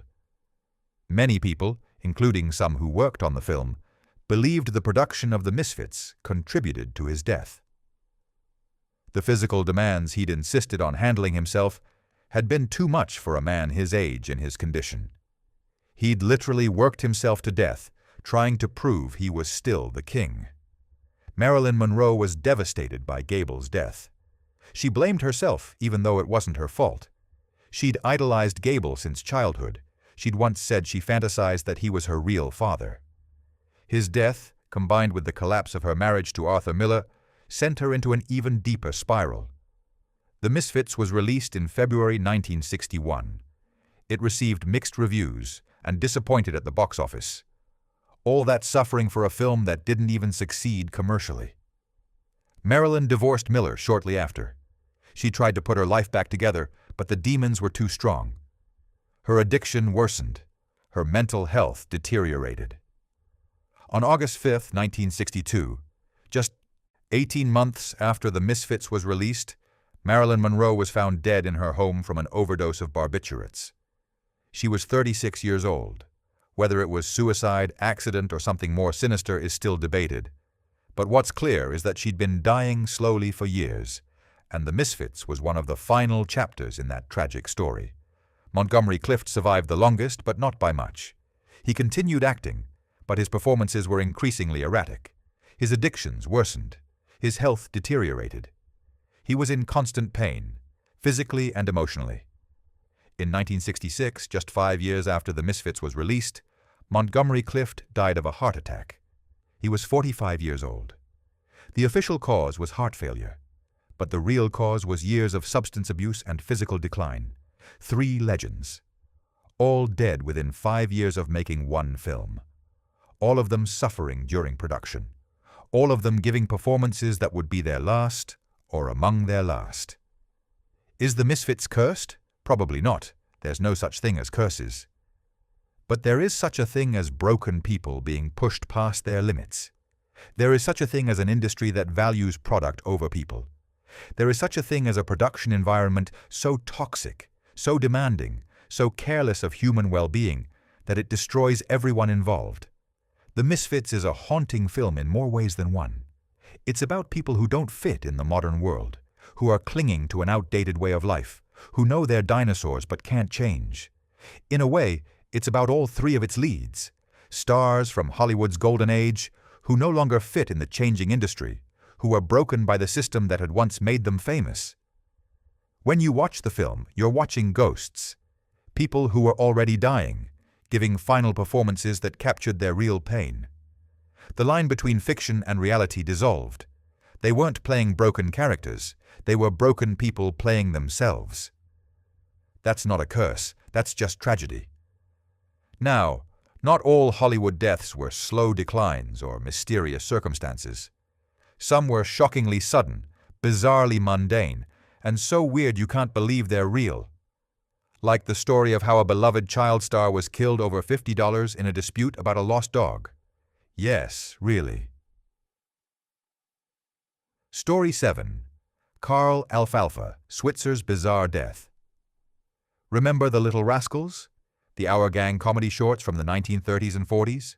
Cute kids getting into mischief, innocent fun, wholesome entertainment? Those films launched the careers of dozens of child actors, most of whom you've never heard of, because child stardom rarely leads anywhere good. Carl Switzer was Alfalfa, the freckle-faced kid with the cowlick who sang off-key and chased girls. He was adorable, funny, a scene stealer. In the 1930s, Alfalfa was one of the most recognizable faces in America. By 1959, Carl Switzer was dead at age 31, shot in the groin, and left to bleed out over a dispute about $50 and a lost hunting dog. This is one of the strangest, saddest stories in Hollywood history. It's about what happens when childhood fame traps you, when you can never escape a role you played as a kid, when Hollywood chews you up and spits you out with nothing left. Carl and his brother Harold started appearing in Our Gang films in 1935, when Carl was 7 years old. He was perfect for the role of Alfalfa, natural comedic timing, expressive face, not too polished. Audiences loved him. For the next several years, he was a star. But child stardom is a trap. Carl was making good money for a child, but by Hollywood standards, it was nothing. And all that money was controlled by his parents and the studio. When you're a kid, you don't understand that you're being exploited, that the fame is temporary, that no one is preparing you for life after the spotlight. By the time Carl reached his mid-teens, he'd outgrown the role of Alfalfa. His voice had changed, his face had changed, he wasn't cute anymore. He was just a regular teenager. And Our Gang didn't need regular teenagers. They needed cute kids. He was let go. Just like that. Years of being a star, and suddenly he was unemployed. Carl tried to transition to adult roles. This is where most child stars fail, and Carl was no exception. He couldn't escape the shadow of Alfalfa. Casting directors would see him and only see that freckle-faced kid with the cowlick. He was too associated with the character. He couldn't get serious roles. He managed to land small parts here and there, bit roles, uncredited appearances, nothing substantial. He wasn't making enough money to live on. The fame was gone, the opportunities were gone, but people still recognized him. They'd see him on the street and yell, "Hey, Alfalfa!" Some thought it was funny. Carl found it humiliating. By his 20s, Carl Switzer was bouncing between odd jobs trying to make ends meet. He worked as a bartender. He bred and trained hunting dogs. He did some guiding for hunting parties. He was drinking heavily, getting into fights, developing a reputation as angry and difficult. This is the part nobody tells you about child stardom. What do you do when it's over? You didn't get to have a normal childhood, didn't develop normal skills, didn't go to regular school or make normal friends. Your identity is entirely wrapped up in being famous, and then it's gone, and you're nobody, except you're a nobody that people still recognize and make fun of. Carl was bitter. He resented Hollywood for using him and discarding him. He resented people who only saw him as Alfalfa. He was trapped between fame and obscurity, known but not successful, recognized but not respected. This brings us to January 1959, and the night that ended Carl Switzer's life. Carl had been working as a hunting guide and dog trainer. He'd helped a man named Moses, Bud Stilts, recover a lost hunting dog. Stilts had lost his dog during a hunting trip, and Carl had tracked it down and returned it. Carl asked for a $50 reward for his time and expenses. Stilts paid the $50, but Carl claimed there were additional expenses: gas, the time he'd spent searching, other costs. He demanded more money. Stilts refused. They argued. Carl left angry. Over the next few days, Carl stewed about it. He felt he was owed more money. He'd done the work. He deserved to be paid. $50 wasn't enough. The argument became an obsession. On January 21st, 1959, Carl showed up at Stilts' house in Mission Hills, California. He'd been drinking. He was angry. He demanded the money he felt he was owed. Stilts refused. Another argument erupted. There was a third person present, a friend of Stilts' named Jack Peart, who witnessed everything. According to Stilts' testimony, the argument escalated quickly. Carl got physical, grabbed Stilts, shoved him. Stilts said Carl pulled out a knife and threatened him. In response, Stilts grabbed a gun, a .38 caliber revolver he kept in the house, and shot Carl once in the groin. Carl Switzer collapsed.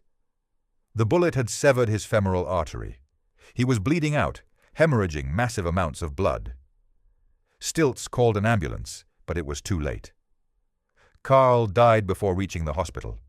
He was 31 years old. Stilts claimed self-defense.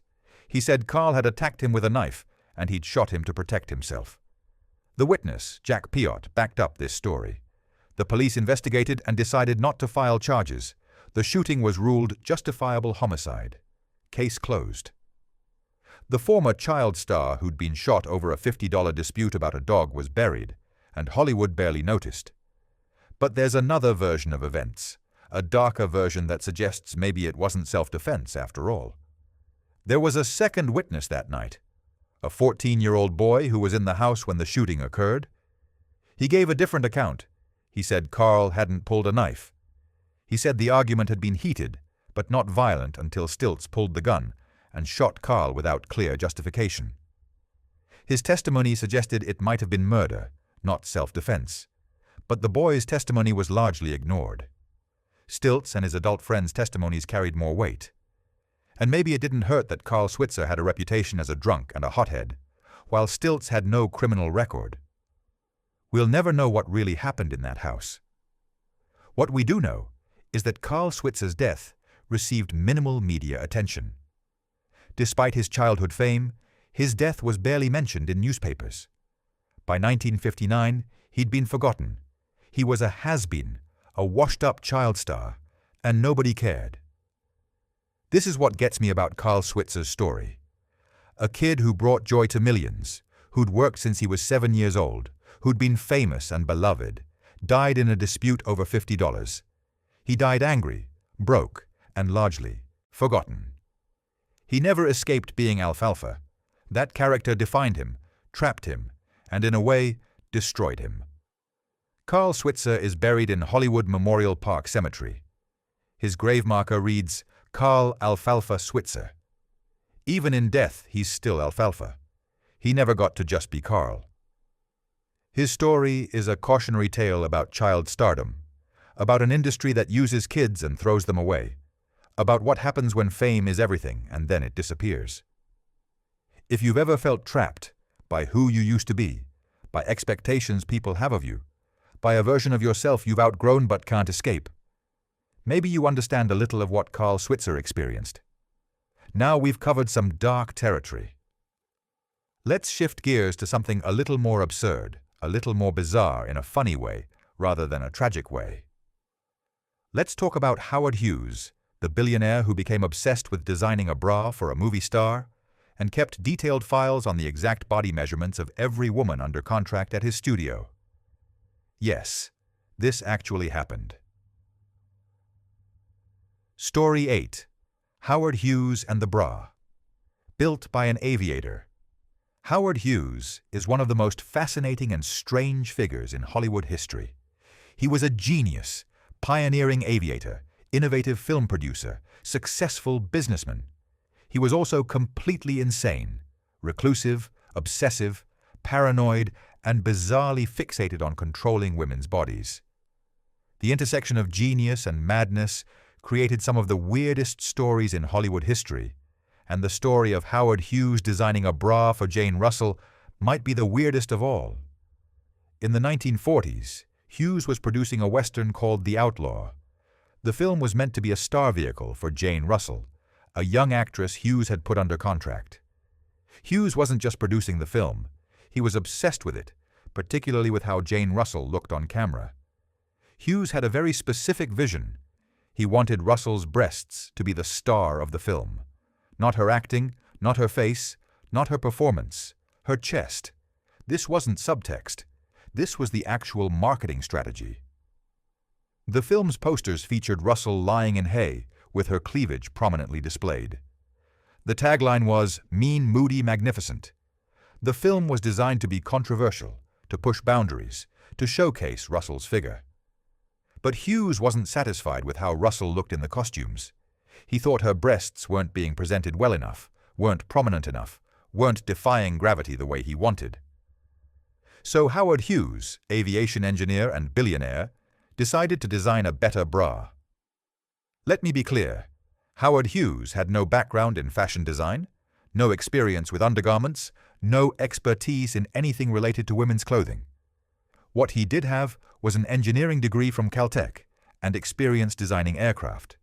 So he approached the problem like an engineering challenge. He applied principles of structural engineering and aerodynamics to create what he called a cantilever bra, a brassiere that used underwire and strategic padding to lift and support without traditional straps, based on the same principles used in cantilever bridge construction. He literally drew up blueprints, technical diagrams with measurements and angles. He designed a structural undergarment using principles borrowed from airplane wing construction. The final product was a bra with metal underwire supports, strategic padding, and a complex system of internal bracing that was supposed to lift and enhance Russell's bust without visible straps, creating the illusion that her breasts were defying gravity on their own. Hughes was incredibly proud of this invention. He presented it to Jane Russell like he'd solved one of the great problems of cinema. He wanted her to wear it immediately, to see his genius in action. Jane Russell looked at this contraption, this metal and wire and padding creation designed by a man who'd never worn a bra in his life, and made a very reasonable decision. Absolutely not. Russell later said the bra was incredibly uncomfortable, even painful. The metal wire dug into her skin. The padding was in weird places. The whole thing was rigid and unnatural. It was clear that while Hughes understood engineering, he had zero understanding of how human bodies work or what women's undergarments need to do. So Russell did what any sensible actress would do. She pretended to wear it. She'd accept the bra from Hughes, take it to her dressing room, and then put on her own regular bra, adjusted to give the appearance Hughes wanted. Then she'd go on set and perform, and Hughes would watch the footage and compliment his own engineering genius. He never noticed. The bra he'd designed never actually appeared on screen. Russell wore her own undergarments, positioned to create the look he wanted, and Hughes believed his invention was responsible for the results. It's hilarious in its absurdity, and Russell loved telling this story later in life. But there's a darker side to Hughes's obsession with controlling women's appearances. As owner of RKO Pictures in the late 1940s and 50s, Hughes kept detailed files on every actress under contract. These files contained their complete body measurements, bust, waist, hips, updated regularly. He monitored these measurements obsessively.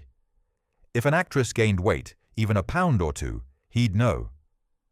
Women could be cast, recast, or have their contracts terminated based entirely on changes to their measurements. Actresses have reported being called into his office, or more often being communicated with through intermediaries, since Hughes rarely met people face to face, and told they needed to lose weight, gain weight, alter their proportions. He'd prescribe specific diets and exercise regimens designed to achieve the exact body shape he wanted. This wasn't unique to Hughes. We've already talked about how MGM treated Judy Garland, how studios controlled stars' bodies. But Hughes took it to another level. He was obsessive about it, compulsive, fixated on the details in a way that went beyond normal studio control into genuine pathology. And Hughes himself was descending into mental illness. By the 1950s, his obsessive-compulsive disorder was spiraling out of control. He became a recluse, hiding in hotel rooms with windows covered, wearing tissue boxes on his feet to avoid germs, communicating only through notes and intermediaries. He stopped seeing people face to face almost entirely, but he maintained strict control over RKO. He'd issue directives about films, about casting, about how specific actresses should look on camera, all through notes and phone calls, refusing to actually meet with anyone.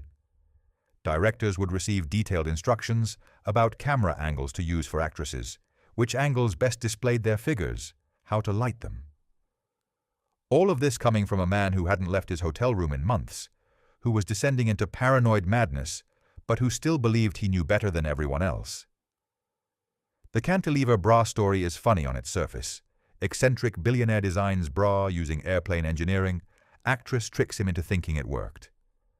But underneath, it's another example of how Hollywood treated women as objects to be controlled, measured, optimized, designed.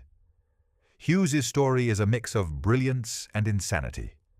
His engineering innovations in aviation were real and important. His film production instincts made some genuinely good movies.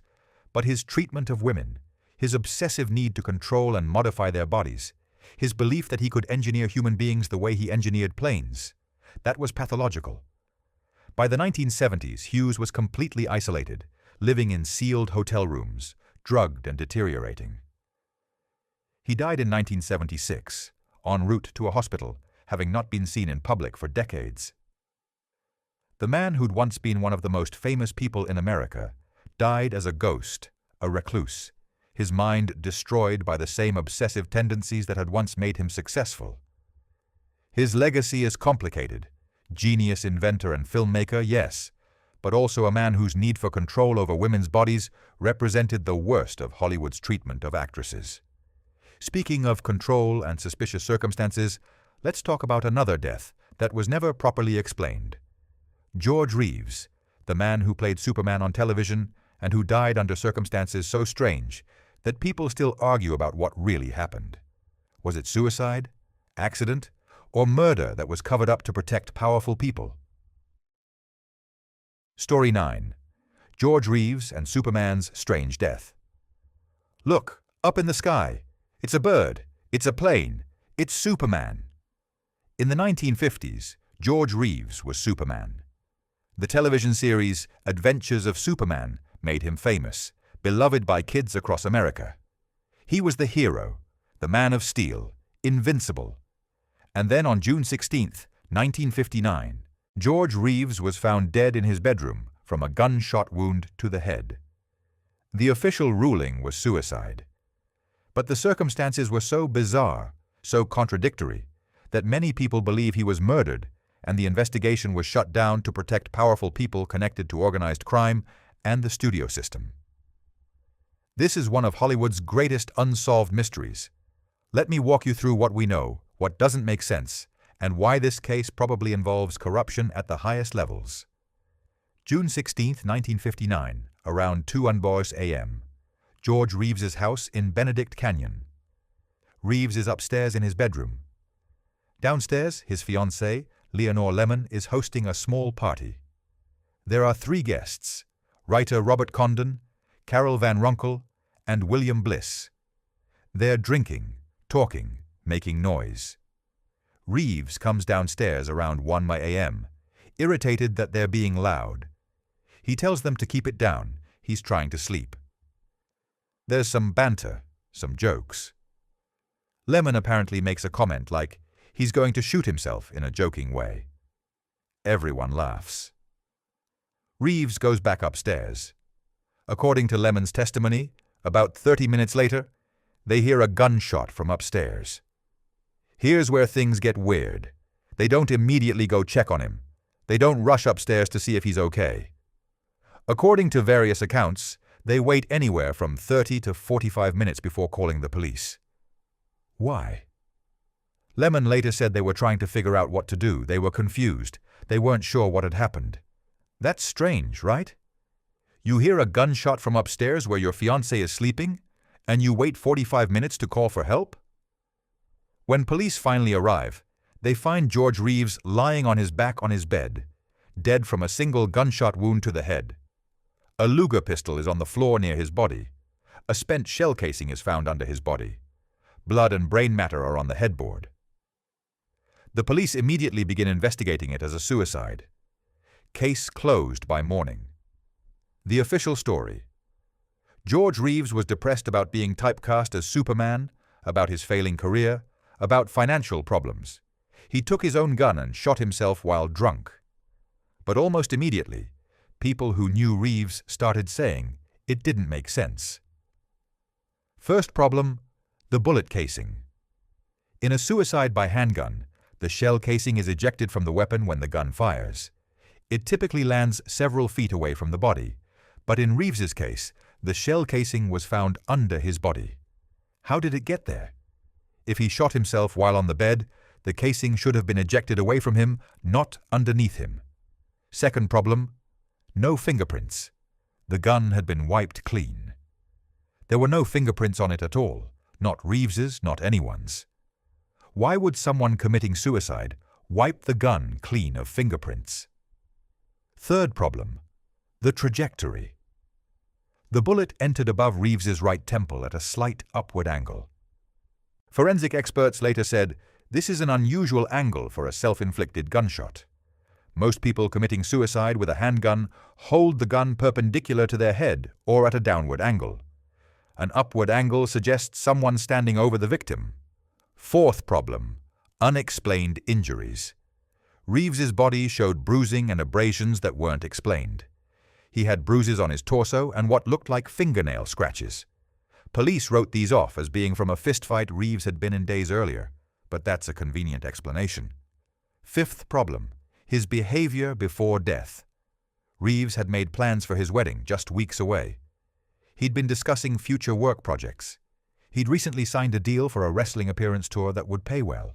Friends who saw him in the days before his death said he seemed fine, not suicidal. Sixth problem, Leonore Lemon's behavior. Her reaction to Reeves's death was bizarre. Witnesses said she seemed oddly unconcerned, almost flippant. In the hours after his death, before police arrived, the crime scene was likely contaminated. People had walked around, touched things. Lemon later made comments suggesting she knew Reeves was going to die before it happened. That joke about him shooting himself. Seventh problem, the rushed investigation. The LAPD closed the case within hours. They barely investigated. No one tested Lemon or the other guests for gunpowder residue. No one seriously considered murder as a possibility.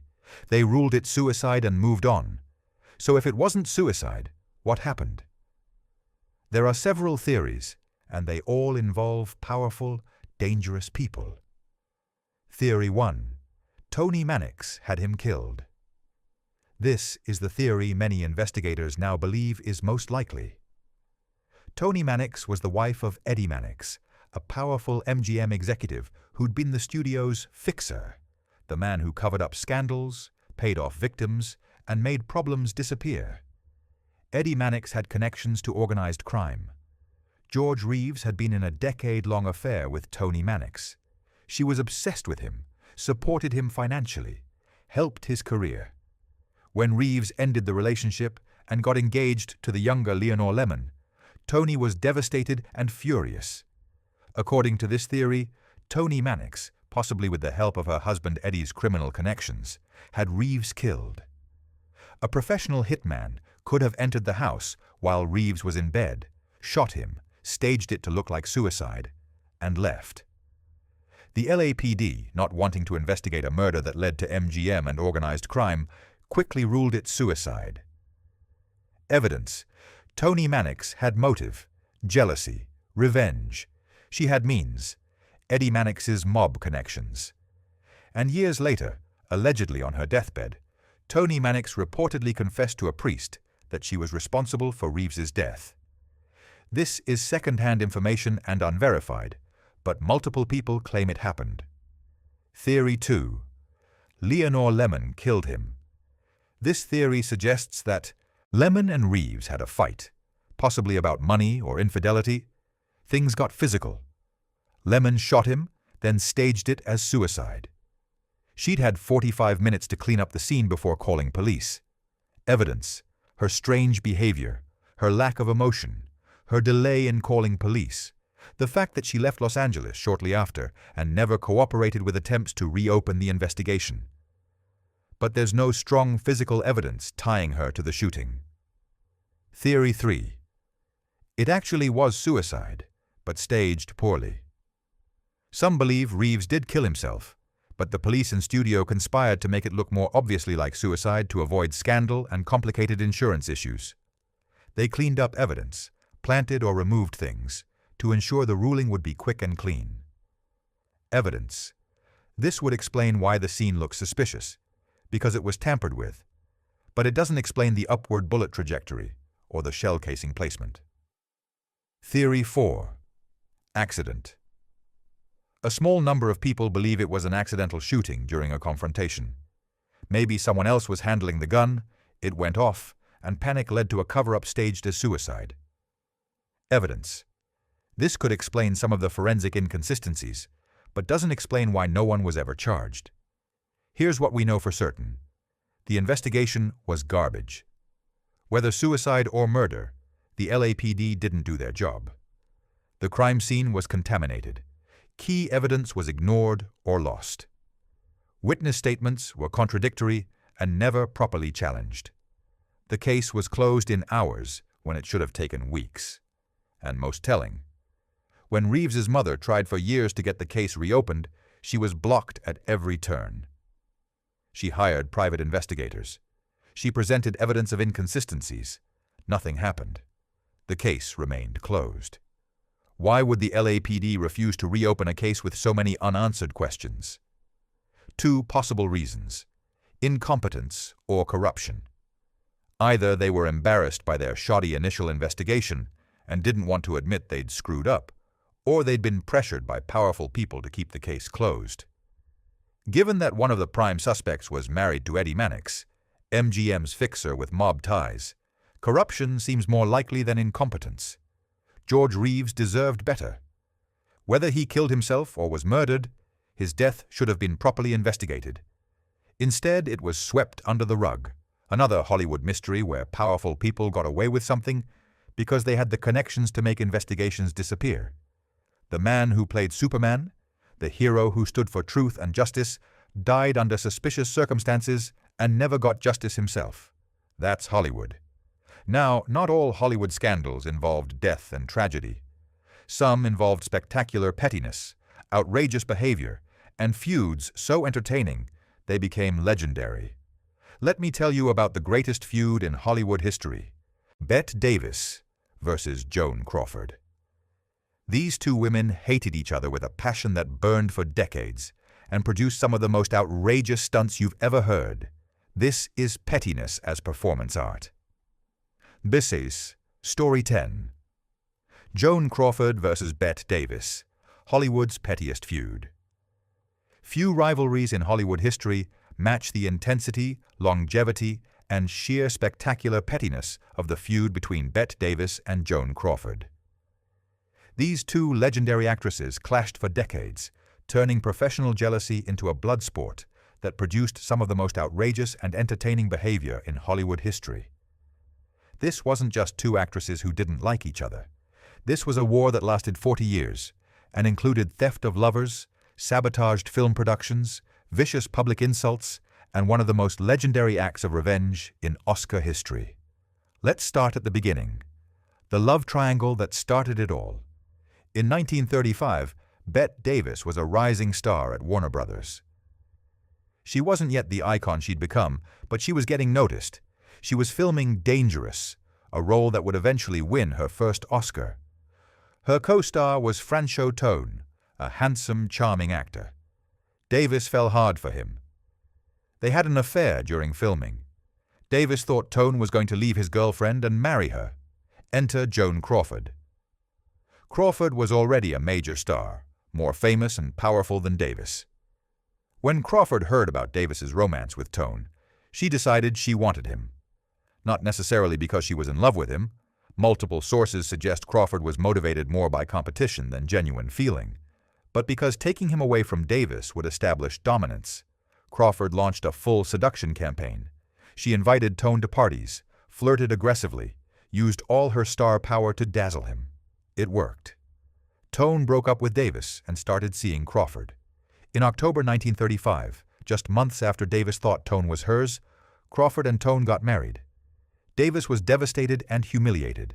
She never forgave Crawford. In interviews decades later, she'd still bring up Franchot Tone, the bitterness as fresh as if it had happened yesterday. But the feud might have faded if it had ended there. Instead, it intensified as both women's careers progressed through the 1930s and 40s. They were constantly compared to each other, competing for the same roles, the same awards, the same position at the top of Hollywood's hierarchy. By the 1960s, both women were considered past their prime by Hollywood standards. They were in their 50s, an age when the industry typically discards female actresses. They hadn't had hit films in years. Their careers seemed over. Then producer Robert Aldrich had an idea. What if we put these two legendary rivals in a movie together?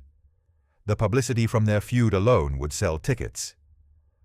The result was Whatever Happened to Baby Jane, 1962, a psychological thriller about two aging sisters, former stars, living together in a decaying mansion. Jane, played by Davis, torments Blanche, played by Crawford, who is confined to a wheelchair. The film should have been a comeback for both women. Instead, it became a battlefield. From day one of production, the feud was back on. Crawford and Davis hadn't worked together in years, and all the old resentment came flooding back. Here are some of the legendary incidents from the filming of Baby Jane. Incident 1. The Weighted Body. There's a scene where Davis's character has to drag Crawford's character across the floor. It required Davis to physically pull Crawford, who was supposed to be dead weight. During rehearsals, the scene was manageable. But when they filmed the scene, Davis suddenly found she could barely move Crawford. It felt like Crawford weighed 300 pounds. Why? Crawford had sewn weights into her costume. Heavy belt weighted with metal, additional weights in pockets. She wanted to make the scene as physically difficult and painful for Davis as possible. Davis strained her back doing the scene, exactly as Crawford intended. When Davis discovered the weights, she was furious. Crawford just smiled. Incident 2. The Coca-Cola machine. This is perhaps the most petty thing in the entire feud. Joan Crawford was on the board of directors of Pepsi-Cola. Her husband was a Pepsi executive. Pepsi was central to Crawford's identity. Betty Davis knew this. So Davis had a Coca-Cola vending machine installed on the set of Baby Jane. Not because she particularly liked Coca-Cola, but because she knew it would infuriate Crawford. Every day, Crawford had to walk past this Coca-Cola machine, a giant reminder that Davis was messing with her. Crawford retaliated by having Pepsi products placed in every scene she could, turning the film into a beverage Cold War. Incident 3. Sabotaging each other's scenes. Both actresses would try to mess up the other's close-ups. Davis would deliberately make faces outside of camera frame to distract Crawford during her emotional scenes. Crawford would complain about lighting and camera angles during Davis's scenes, trying to get them reshot and ruin Davis's best takes. Incident 4. The kicking scene. There's a scene where Baby Jane kicks Blanche. Davis apparently used real force during the take, actually kicking Crawford hard enough to cause bruising. Crawford later claimed Davis did it deliberately, with genuine violence. Davis never confirmed or denied it, leaving the question hanging. Despite all the behind-the-scenes warfare, Baby Jane was a massive hit. It revived both their careers. And it was nominated for multiple Oscars, including Best Actress for Bette Davis. Crawford was not nominated, and this is where the feud reached its absolute peak, producing one of the greatest acts of revenge in Hollywood history. The year was 1963. The Best Actress nominees were Bette Davis for Baby Jane, Anne Bancroft for The Miracle Worker, Katharine Hepburn for Long Day's Journey into Night, Geraldine Page for Sweet Bird of Youth, and Lee Remick for Days of Wine and Roses. Davis was the frontrunner. This should have been her third Oscar, recognition for her comeback role. The ceremony was scheduled for April 1963 in Santa Monica. Joan Crawford saw an opportunity for the ultimate revenge. Crawford contacted the other nominees, particularly those who weren't planning to attend the ceremony in person. She reached out to Anne Bancroft, who was performing in a Broadway show and couldn't attend. Crawford offered to accept the Oscar on Bancroft's behalf if she won. Then Crawford launched a campaign. She called Academy voters. She attended parties and events, charming people, subtly campaigning against Davis while never overtly doing so. She positioned herself as gracious and helpful, offering to accept awards for absent nominees. Oscar night arrived. Bette Davis attended, expecting to win. Joan Crawford was also there, not nominated, but present as a potential proxy acceptor. The envelope for Best Actress was opened. The winner, Anne Bancroft. Joan Crawford, with the biggest smile of her life, swept onto the stage past Bette Davis, literally walked right past her, to accept the Oscar on Bancroft's behalf. She held that Oscar, beamed for the cameras, gave an acceptance speech, and soaked in the applause. It was her moment, even though the award wasn't hers. Bette Davis sat in the audience, watching the woman she hated holding the Oscar she thought she'd win, and the humiliation was complete. Crawford had orchestrated the perfect revenge. Davis had been nominated, Crawford had not. But Crawford got to hold an Oscar, while Davis went home empty-handed. Photos from that night show Crawford radiating triumph and Davis looking like she wanted to commit murder. In interviews afterward, Davis said, "It was the most contemptible thing I think I've ever seen in my life." She accused Crawford of sabotaging her Oscar chances, which Crawford denied while looking extremely pleased with herself. The feud continued for years after. They made one more film together, Hush, Hush, Sweet Charlotte. But Crawford withdrew from the production. Some say she was fired, others say she quit, and the two never worked together again. In interviews, both women continued to insult each other for years. Some of the most vicious quotes in Hollywood history came from this feud. Crawford on Davis: "She has slept with every male star at MGM except Lassie." Davis on Crawford: "She has slept with every male star at MGM, including Lassie." Davis on Crawford's appearance: "She slept with every male star except Lassie, and I don't put that past her." The insults were creative, cutting, and clearly came from a place of genuine hatred.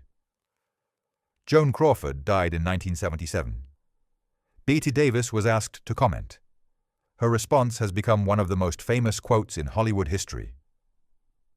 "You should never say bad things about the dead, only good. Joan Crawford is dead. Good." That's how much Davis hated her, even in death. But here's the thing about this feud. It was also about survival. Both women were navigating an industry that discarded aging actresses. They were competing for a limited number of roles for women over 40.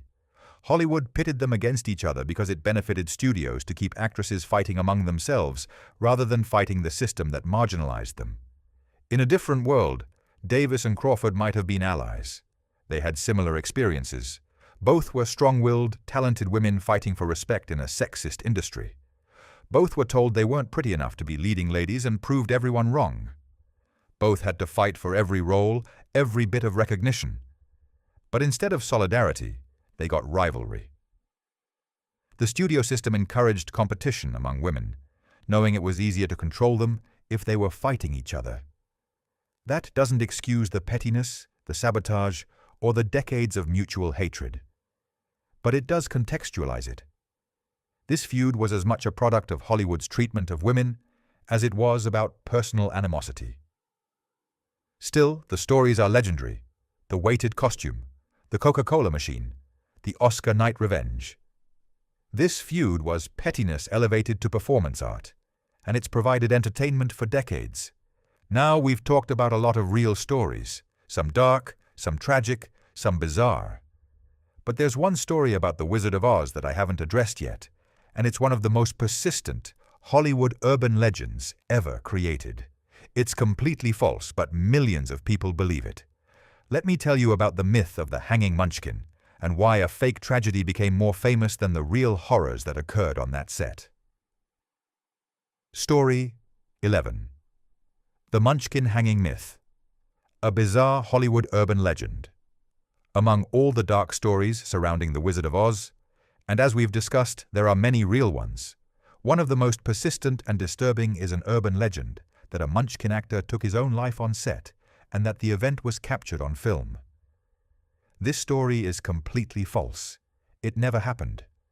But millions of people believe it, and the myth refuses to die, despite being thoroughly debunked for decades. This is a fascinating case study in how urban legends spread, how people prefer sensational lies to mundane truths, and how in Hollywood, sometimes the fake stories become more famous than the real ones. Here's the legend. During the scene where Dorothy, the Scarecrow, and the Tin Man skip down the yellow brick road singing, "We're off to see the wizard," if you look carefully in the background among the trees, you can see a figure hanging from a tree, swaying slightly. According to the legend, this is a Munchkin actor who took his own life on set, either by hanging himself between takes or even during filming, and the filmmakers either didn't notice until it was too late or callously decided to use the footage anyway rather than reshoot. Various versions of the legend add details. The Munchkin was depressed over poor treatment on set, or he was heartbroken over unrequited love for another Munchkin actor, or he'd been fired and decided to end it all on set as a final statement. Some versions claim MGM covered it up and the family was paid off to stay silent. For decades, this story spread. People would watch The Wizard of Oz, particularly on VHS, where you could pause and rewind, and they'd stare at that background, trying to make out details.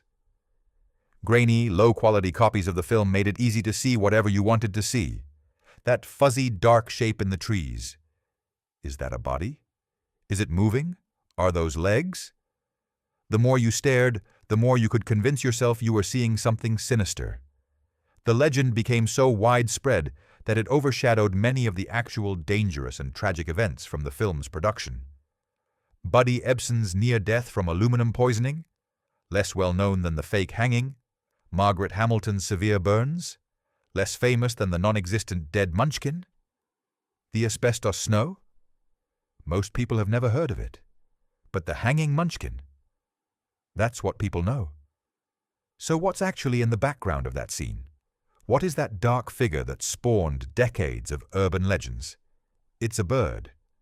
Specifically, it's either a crane or a large emu.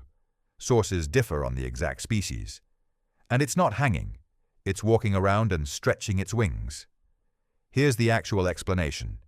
MGM built an elaborate indoor forest set for the Oz sequences.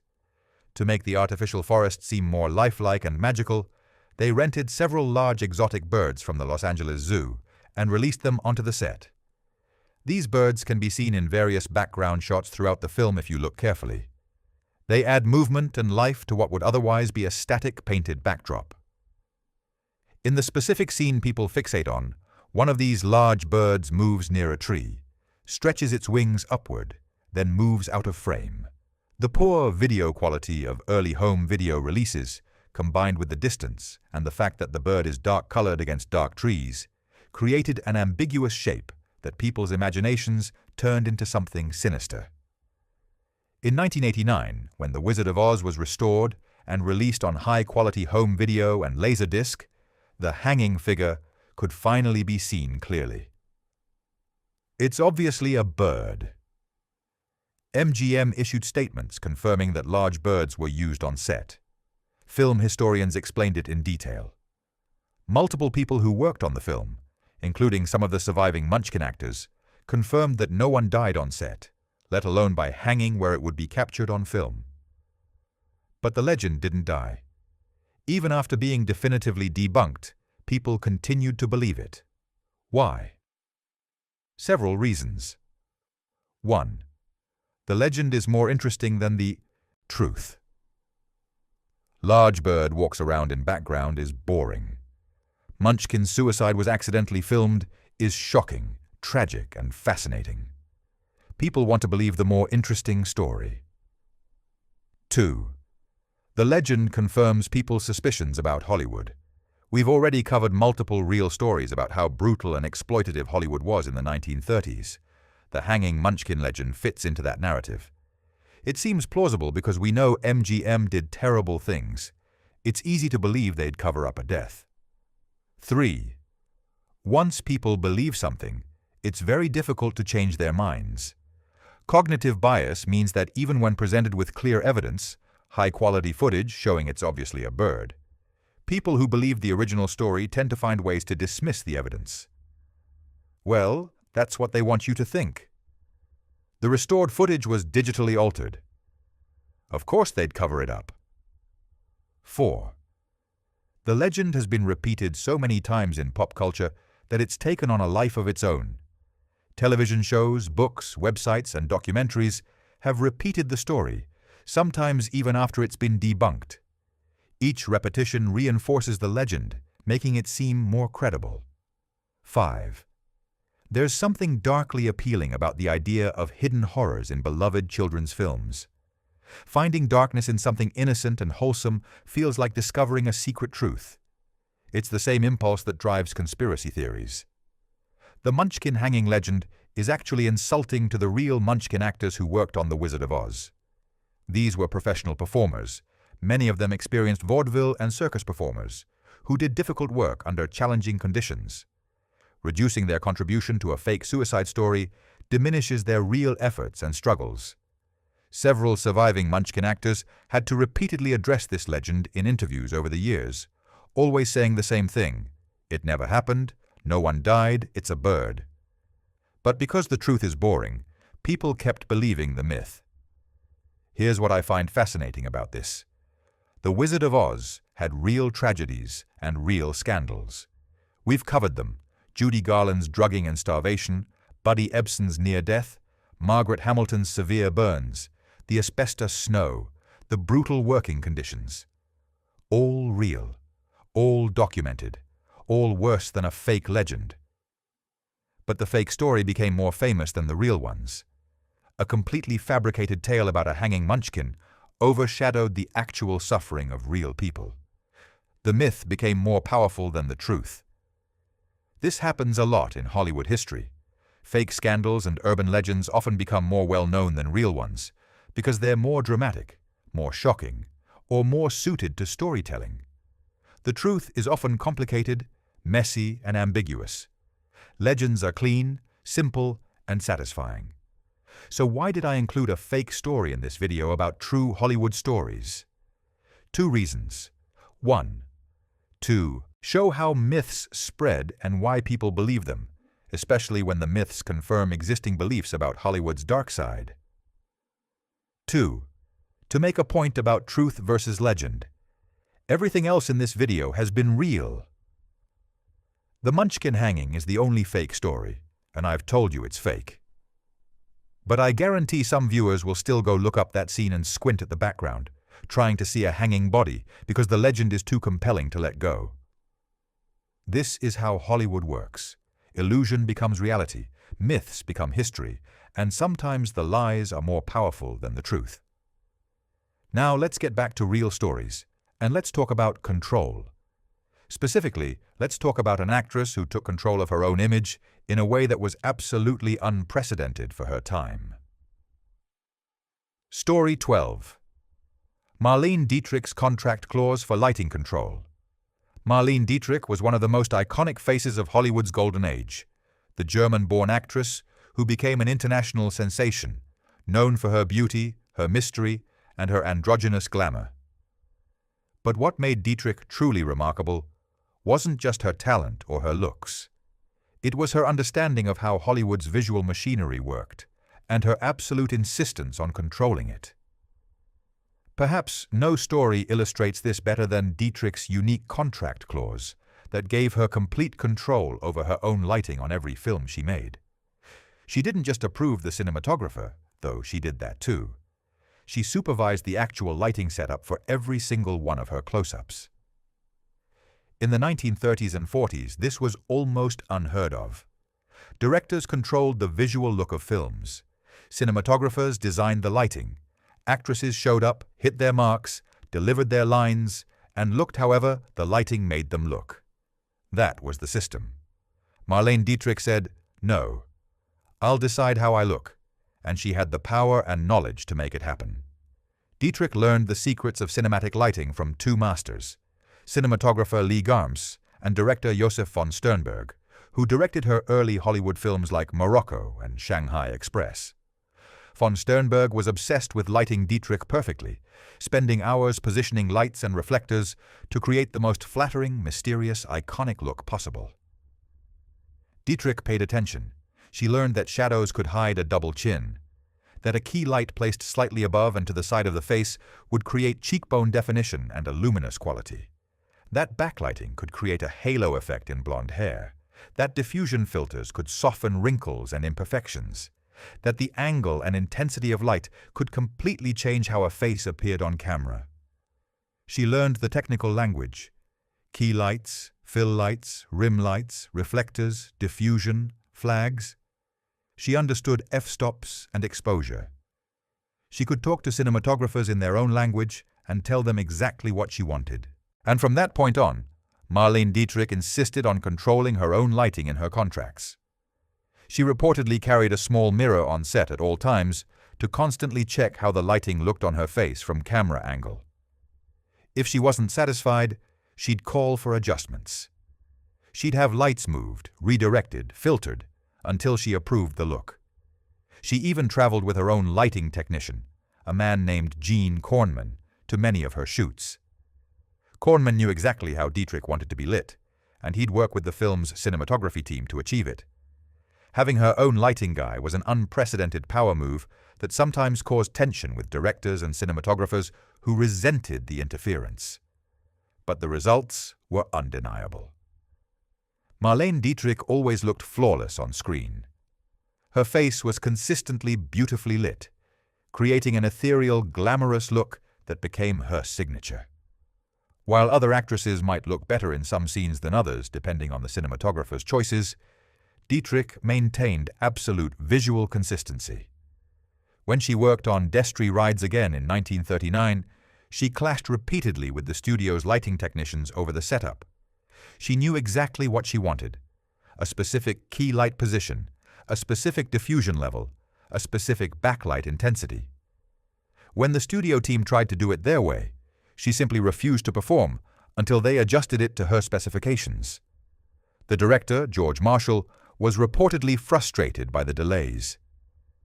But Dietrich didn't budge. She knew her contract gave her the right to approve lighting, and she exercised that right fully. Eventually, the crew realized it was easier to just do what she wanted from the start.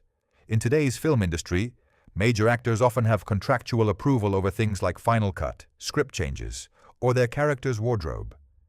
But in the 1930s and 40s, for an actress to have contract-specified control over a highly technical aspect of filmmaking, like lighting, was revolutionary. Male stars didn't even ask for this kind of control. Directors certainly didn't expect it. But Dietrich understood something crucial. In cinema, how you look is inseparable from how you're perceived. The lighting was as much a part of her performance as her acting. Control the lighting and you control your image. This wasn't vanity, though plenty of people accused her of it. This was strategic. Dietrich was building and maintaining a carefully curated persona, the glamorous, mysterious, ageless European star. That persona required consistency, and consistency required control. She was also protecting herself against aging. Dietrich knew that Hollywood discarded aging actresses ruthlessly. By controlling her lighting, she could minimize the appearance of age-related changes to her face. The right lighting could take years off her appearance on screen, extending her career as a leading lady well past the point when other actresses were being pushed into character roles. And it worked. Dietrich remained a glamorous leading lady into her 50s, an age when most actresses of her era had been forced into retirement or supporting roles. Her lighting control was a significant factor in that longevity. Beyond the practical benefits, Dietrich's lighting clause represented something bigger: agency. In an industry that treated actresses as beautiful objects to be photographed however men decided, Dietrich insisted on being an active participant in creating her own image. She refused to be passive, to simply show up and let other people decide how she'd look. This was radical for her time. The studio system was designed to give all power to male executives, directors, and technical crew. Actresses were expected to be compliant, grateful for opportunities, and deferent to male authority. Dietrich rejected that entirely. She wasn't the only actress who understood the power of image control. Joan Crawford and Bette Davis also became involved in costume and makeup decisions. But Dietrich took it further, inserting herself into the most technical aspects of filmmaking. Her story stands out not just for its strangeness. An actress traveling with her own lighting technician is objectively weird, but for what it reveals about the deep personal agency she exercised in a male-dominated system. Dietrich's lighting clause wasn't a diva demand. It was a deliberate strategic move by a woman who understood Hollywood's visual machinery better than many of her male counterparts, and who refused to surrender control of how she was presented to the world. Speaking of women who refused to conform, let's talk about Tallulah Bankhead, an actress whose refusal to follow any rules made her simultaneously one of Hollywood's most talked-about stars and one of its least successful. Story 13. Tallulah Bankhead's on-set antics and studio defiance. Tallulah Bankhead was one of Hollywood's most unconventional stars, a woman whose fiery personality, razor-sharp wit, and fearless disregard for studio expectations made her both infamous and unforgettable. Though she never became as commercially successful as some of her contemporaries, Bankhead carved out a niche for herself as a boundary-pushing actress who lived by her own rules, loudly and unapologetically. Born into Southern aristocracy in Alabama, her father was a U.S. congressman and her uncle was a senator. Bankhead was raised with privilege and confidence. She moved to New York as a teenager to pursue acting, became a star on Broadway and in London's West End, and then came to Hollywood in the 1930s when sound films made her theatrical training valuable. While many actresses of the era were coached to maintain a refined, demure public image, to be the perfect lady at all times, Bankhead turned that notion upside down and set it on fire. She smoked cigars. She drank heavily and didn't hide it. She used profanity with reckless abandon, shocking interviewers and audiences. She was openly bisexual at a time when the studios were deeply invested in heteronormative portrayals of their stars, and she made no attempt to hide her relationships with women. Studios hated this. They wanted to control her, to package her into something more conventional, more marketable, more safe. Bankhead refused every attempt. One of her most famous film roles came in Alfred Hitchcock's 1944 wartime drama, Lifeboat, where she starred alongside an ensemble cast as characters stranded at sea in a lifeboat after their ship is torpedoed. The entire film takes place in the confined space of the boat, with actors wearing minimal clothing due to the heat and ocean setting. Bankhead showed up to set and announced she wouldn't be wearing underwear during filming. Her costume was a form-fitting dress, and she argued that visible panty lines would ruin the authenticity of the scene and the look of the costume. The crew was scandalized. The other actors were uncomfortable. Someone complained to Hitchcock that the camera might catch something inappropriate. Hitchcock, with his characteristic dry British wit, reportedly responded, "I don't know whether this is a matter for the costume department, the makeup department, or the hairdresser." But the complaints continued. Bankhead refused to budge. Finally, someone directly confronted her about it, saying that her lack of undergarments was inappropriate and distracting. Bankhead's response has become legendary. "Darling, I don't wear underwear, and if you see anything you haven't seen before, just throw a net over it." She won the argument. She filmed the entire movie without underwear, and the film went on to be a critical and commercial success. This kind of defiance extended beyond the set. Unlike most actresses who signed long-term studio contracts, Bankhead refused. Studio contracts gave studios enormous control. They decided what films you'd make, what roles you'd play, how you'd look, who you'd be romantically linked with in publicity, everything. In exchange, they provided steady work, publicity machines, and financial security. Bankhead said no to all of it.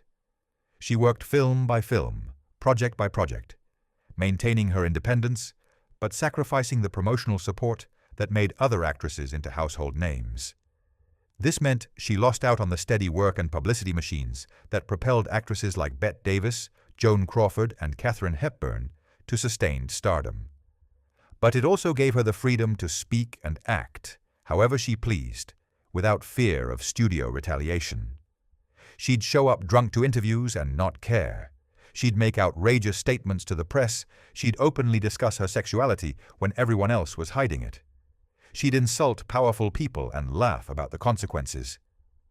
During one radio interview, she used the word damn on air, which was shocking for the time. She was nearly banned from radio. She thought it was hilarious. She once showed up to a fancy Hollywood party, saw a group of stuffy executives, and loudly announced, "I'm as pure as the driven slush." Everyone was scandalized. She loved it. Bankhead's defiance made her a legend among other actors and an icon in the LGBTQ+ community, but it also ensured her Hollywood career would be relatively short-lived. By the late 1940s, she'd mostly left films and returned to theater and radio, where her outrageousness was more accepted. But she left an indelible mark. She was a living contradiction, aristocratic yet vulgar, brilliant yet reckless, glamorous yet deliberately crude. In a time when image was everything and conformity was required, Tallulah Bankhead made sure hers was unapologetically real. Her antics weren't just outrageous, they were revolutionary. She challenged the studio system's control in a way that was as bold as it was bizarre. She proved that an actress could refuse to be managed, packaged, and sold, even if it meant sacrificing commercial success. Tallulah Bankhead never became a major movie star, but she became something better, a legend, someone people told stories about, someone who lived life on her own terms and didn't apologize for any of it.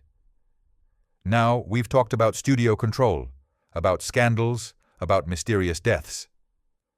Let's talk about the scandal that changed Hollywood forever, the one that led to the creation of the Hays Code and decades of censorship. Let's talk about Fatty Arbuckle. Story 14. Fatty Arbuckle's trial and the studio's first major scandal. Roscoe. Fatty Arbuckle was one of the biggest stars in silent film, a beloved comedian whose slapstick routines and good-natured on-screen persona made him box office gold. In 1921, he was one of the most famous people in America, making more money per film than almost anyone else in Hollywood.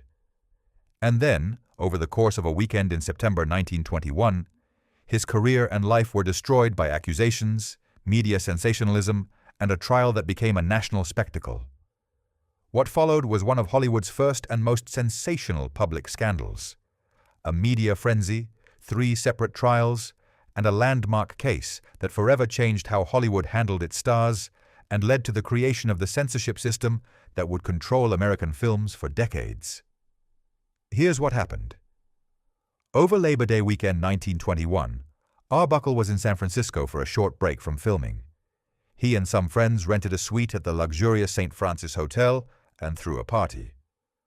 By all accounts, it was a typical Hollywood party for that era. Lots of alcohol. This was during Prohibition, so the alcohol was illegal. People coming and going, loud and raucous, but not unusual. Among the guests was Virginia Rappe, a young actress and model trying to break into pictures. She was 26 years old. At some point during the party, Virginia Rappe became ill. She was found in a bedroom, sick and in pain. Initially, people thought she was just drunk. They put her in a separate room to sleep it off. Over the next few days, her condition worsened. She was eventually taken to a hospital, where doctors discovered her bladder had ruptured. On September 9, 1921, Virginia Rappe died from peritonitis caused by that ruptured bladder. At first, her death was treated as a tragic medical event, sad, but not criminal. Then Rappe's friend, Bambina Maud Delmont, went to the police with a shocking accusation. She claimed that Roscoe Arbuckle had sexually assaulted Rappe during the party, and that the assault had caused her internal injuries and death.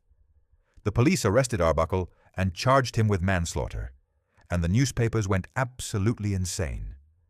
This was tabloid journalism at its peak of irresponsibility. Newspapers published sensational headlines with little regard for truth. Fatty Arbuckle kills girl in wild party. Movie star murders young actress. Hollywood's dark secret exposed. They printed graphic, lurid details, many of them completely made up, about what allegedly happened. They described Arbuckle as a monster, a sexual predator, a symbol of Hollywood's depravity. Some papers printed stories claiming Arbuckle had attacked Rapp with a piece of ice, or a champagne bottle, or other objects. None of this was ever substantiated. Much of it was pure fiction, invented by journalists to sell papers. The public was outraged. Roscoe Arbuckle, the lovable comedian they'd watched and laughed at for years, was now portrayed as a drunken rapist and killer. His films were pulled from theaters immediately. Paramount Pictures shelved every film he'd recently made, representing millions of dollars in lost revenue. Public screenings of his old films were cancelled. The once-beloved comedian was blacklisted overnight. The trial began in November 1921, and it was a circus. Reporters packed the courtroom. Every day's testimony was front-page news across the country. It was one of the first true media spectacles of the modern age. The prosecution's case rested almost entirely on the testimony of Bambina Maud Delmont, who claimed she'd heard Rapp screaming from the bedroom, and that when she entered, she found Rapp injured and Arbuckle disheveled. Delmont testified that Rapp said, "He hurt me," before losing consciousness. But Delmont's credibility was immediately questionable. She had a criminal record for extortion and fraud. She'd attempted to blackmail other wealthy men in similar situations. She gave multiple contradictory versions of events. She admitted to being very drunk during the party and couldn't clearly remember the timeline. The defense presented medical evidence showing that Virginia Rapp had a chronic bladder condition that doctors had warned her about for years. She'd had previous bouts of severe pain related to this condition. Multiple doctors testified that her bladder could have ruptured due to her pre-existing condition combined with alcohol consumption, without any external trauma or assault. Multiple witnesses testified that there was no evidence of assault. The hotel staff testified that they'd heard no screaming, no sounds of struggle. Other party guests testified that Arbuckle had tried to help Rapp when she became ill, calling for a doctor and trying to make her comfortable. Most tellingly, the prosecution failed to present any physical evidence of assault. Medical examiners found no signs of rape or violent trauma. The first trial ended in a hung jury, 10-2 for acquittal but not unanimous. The second trial also ended in a hung jury, this time 9-3 for acquittal. The third trial, in April 1922, lasted only a few minutes of jury deliberation.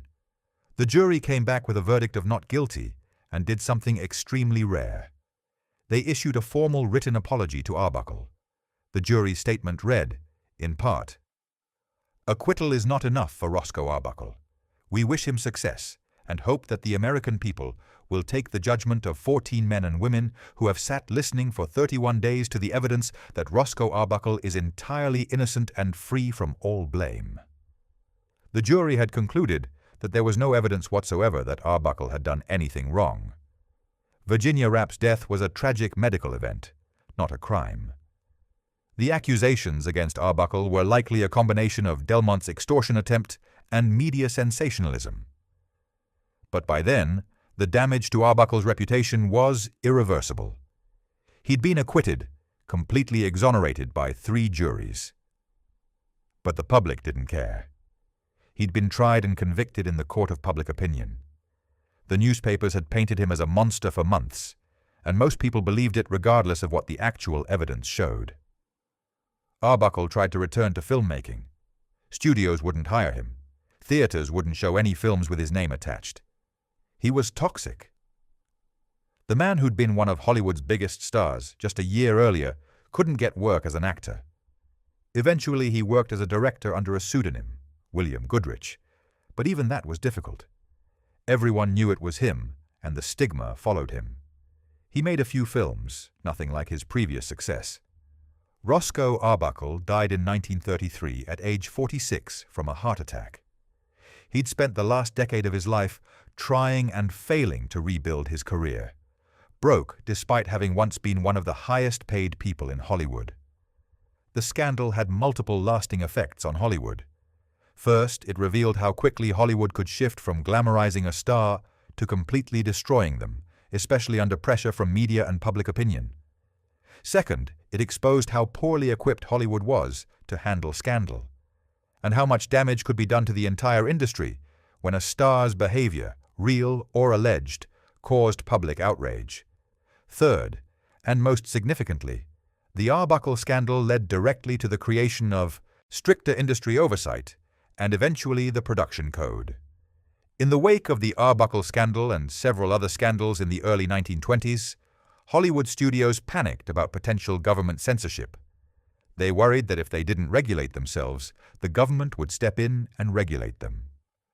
So, in 1922, the studios formed what would become the Motion Picture Producers and Distributors of America, MPPDA, led by Will Hays. This organization established moral guidelines for films. By the 1930s, these guidelines evolved into the Hays Code, also known as the Production Code, a strict set of rules dictating what could and couldn't be shown in American films. For the next 3 decades, the Hays Code controlled American cinema, banning depictions of sexuality, enforcing moral lessons, censoring language and violence. All of this traced back to the Arbuckle scandal and Hollywood's panicked response to it. Arbuckle's story is tragic on multiple levels. First, there's strong evidence he was innocent. Not just legally innocent, but actually innocent of any wrongdoing. Virginia Rapp's death was likely a medical tragedy, not a crime. Second, his life and career were destroyed by false accusations and media sensationalism. Third, even after being acquitted 3 times with an explicit jury apology, he never recovered his career or reputation. His story became a template for how Hollywood would handle scandal going forward. Swift judgment, distancing from the accused, and damage control that prioritized the industry's image over justice or truth. Finally, let's talk about one more scandal, one that was hidden for decades and only came to light years after everyone involved had died. This one involves Clark Gable again, a secret pregnancy, and a studio cover-up that lasted for half a century. Story 15. Loretta Young's secret pregnancy and the studio cover-up.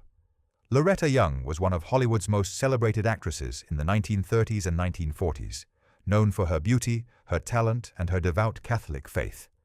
She played pure, wholesome characters and carefully maintained a public image as a moral, religious woman who lived according to strict values. Behind this wholesome public image was a secret that the studio system worked overtime to conceal, a pregnancy resulting from an affair with Clark Gable, Hollywood's biggest male star, who was married at the time. The affair reportedly occurred in 1935 while Young and Gable were on location filming The Call of the Wild. They were in Washington State for months, away from Hollywood's prying eyes, working long days and spending their off hours together in a remote location. Gable was married to his second wife, Rhea Langham, at the time. The marriage was troubled. They'd separate and divorce years later. But he was still very much publicly married when the affair began. Loretta Young was single but Catholic, deeply religious in a way that wasn't just public image, but genuine, personal belief. An affair with a married man violated everything she publicly stood for. When Young realized she was pregnant, she faced a crisis. Having a child out of wedlock, especially one fathered by a married man, would destroy her career. The studios enforced morality clauses in contracts. Behavior deemed immoral could lead to contract termination and industry blacklisting. A pregnancy scandal would ruin both her career and her carefully maintained public image. She also faced a personal crisis. Her Catholic faith forbade abortion. The idea of terminating the pregnancy wasn't an option she would consider, no matter how difficult the alternative. So Young and MGM's publicity department, the same people who'd managed Clark Gable's dentures and controlled Judy Garland's pills, created an elaborate cover-up. First, Young announced she was taking a break from Hollywood due to health issues. She claimed she was suffering from an unspecified illness and needed rest. The studio supported this story, releasing statements about her needing time to recover. Young left Los Angeles and traveled, staying in various locations where she wouldn't be recognized. As her pregnancy progressed, she remained away from the public eye. On November 6, 1935, Loretta Young gave birth to a daughter. The birth was kept completely secret. No birth announcements, No hospital records under her real name, no publicity whatsoever. The baby, who was named Judy, was immediately placed in what was described as an orphanage or children's home. This wasn't a standard adoption. The child wasn't legally put up for adoption. She was just placed there while Young figured out her next move. Months later, after Young had recovered from her illness and returned to Hollywood, she announced that she was adopting a baby girl. The story was that she'd learned about this poor, abandoned child in an orphanage and, moved by compassion and her Christian values, decided to give the child a home. The press praised her for her generosity and kindness. Here was Loretta Young, successful actress, choosing to adopt an orphaned child.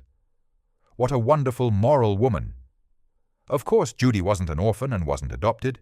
She was Young's biological daughter, whom Young had given birth to in secret and temporarily placed in a care facility before adopting her own child to avoid scandal. Judy grew up never knowing Loretta Young was her biological mother. She was told the adoption story like everyone else. She called Young mother and believed she'd been adopted. But there was a problem. Judy looked exactly like Clark Gable. Specifically, she had Gable's very distinctive ears, large and protruding. As Judy got older, the resemblance became more obvious. People in Hollywood noticed. There were whispers, rumors, knowing looks. Some people figured out the truth. To address this, Loretta Young had Judy's ears surgically pinned back when she was still a child. The official reason was cosmetic, to help Judy fit in better, to prevent teasing. But the real reason was to hide the resemblance to Gable and quiet the rumors. Imagine finding out as an adult that your mother had your ears surgically altered as a child to hide evidence of who your real father was. Judy grew up surrounded by secrets. She knew something was off. People would make odd comments. She'd notice people staring at her, whispering. She looked at pictures of her adopted mother and saw her own face staring back in a way that seemed too similar to be coincidence. Clark Gable never publicly acknowledged Judy as his daughter. Whether he knew about the pregnancy is unclear. Some sources suggest Young never told him. Others suggest he knew but chose not to be involved. Either way, he played no role in Judy's life. He gave her nothing. No child support, no acknowledgement, no relationship. Judy didn't learn the truth about her parentage until the late 1960s, when she was in her 30s. The discovery came through a combination of private conversations, overheard comments, and finally, confronting Loretta Young directly. When Judy confronted her mother, Young initially denied it. But eventually, under pressure, she admitted the truth. Yes, Judy was her biological daughter. Yes, Clark Gable was her father. No, she couldn't publicly acknowledge it. Not even now, decades later, because it would destroy the image she'd maintained her entire career. Even in the 1960s and 70s, Loretta Young continued to insist the truth remain hidden. She valued her public image more than her daughter's right to know her own history. Judy Lewis, who'd taken the last name Lewis from one of Young's husbands, eventually wrote a memoir published in 1994 called Uncommon Knowledge, where she detailed the entire story. By then, Clark Gable had been dead for decades. He died in 1960, and Loretta Young was an elderly woman. But Young still tried to prevent publication of the book, arguing it would damage her reputation. The book was published. The truth came out. Hollywood insiders confirmed it. Everyone knew what had been rumored for 60 years. Judy Lewis was the secret daughter of Loretta Young and Clark Gable, born from an affair, hidden through an elaborate cover-up, and kept secret for decades to protect two stars' careers and images. Loretta Young died in 2000. To the end, she maintained her public image as a moral, religious woman. She never publicly admitted the affair or the cover-up, even after the truth was published in her daughter's memoir. This story isn't just about one affair or one secret pregnancy. It's about the extreme lengths the studio system would go to control narratives and protect stars' marketability. It's about how image mattered more than truth, more than honesty, more than even the well-being of a child born from a relationship the studio needed to hide. It's also about the different treatment of men and women in Hollywood. Clark Gable's career was never threatened by the rumors. Even if he had acknowledged Judy, it would have been a scandal, but survivable for him. Men could have affairs and children out of wedlock and remain stars. But for Loretta Young, acknowledgement would have meant career death. A woman who'd had an affair with a married man and a child out of wedlock couldn't play wholesome characters anymore. The morality clause in her contract would have been invoked. She'd have been dropped by the studio, blacklisted by others. Her career would have been over. So she lied. She hid her daughter. She let everyone believe a false story for decades. And the studios helped her do it because protecting the illusion was always more important than anything else. Judy Lewis died in 2011. She'd spent much of her life coming to terms with having been a secret, with having her identity hidden, with having her ears surgically altered to hide her father's genetics, with being a cover-up rather than a daughter.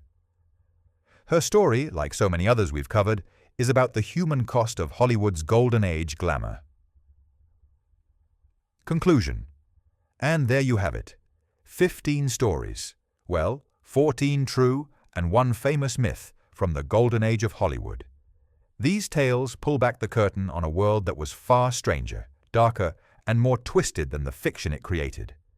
We've covered a smile that cost $60,000 and hid constant pain. A teenage girl systematically poisoned by her own studio. A corpse stolen for a prank.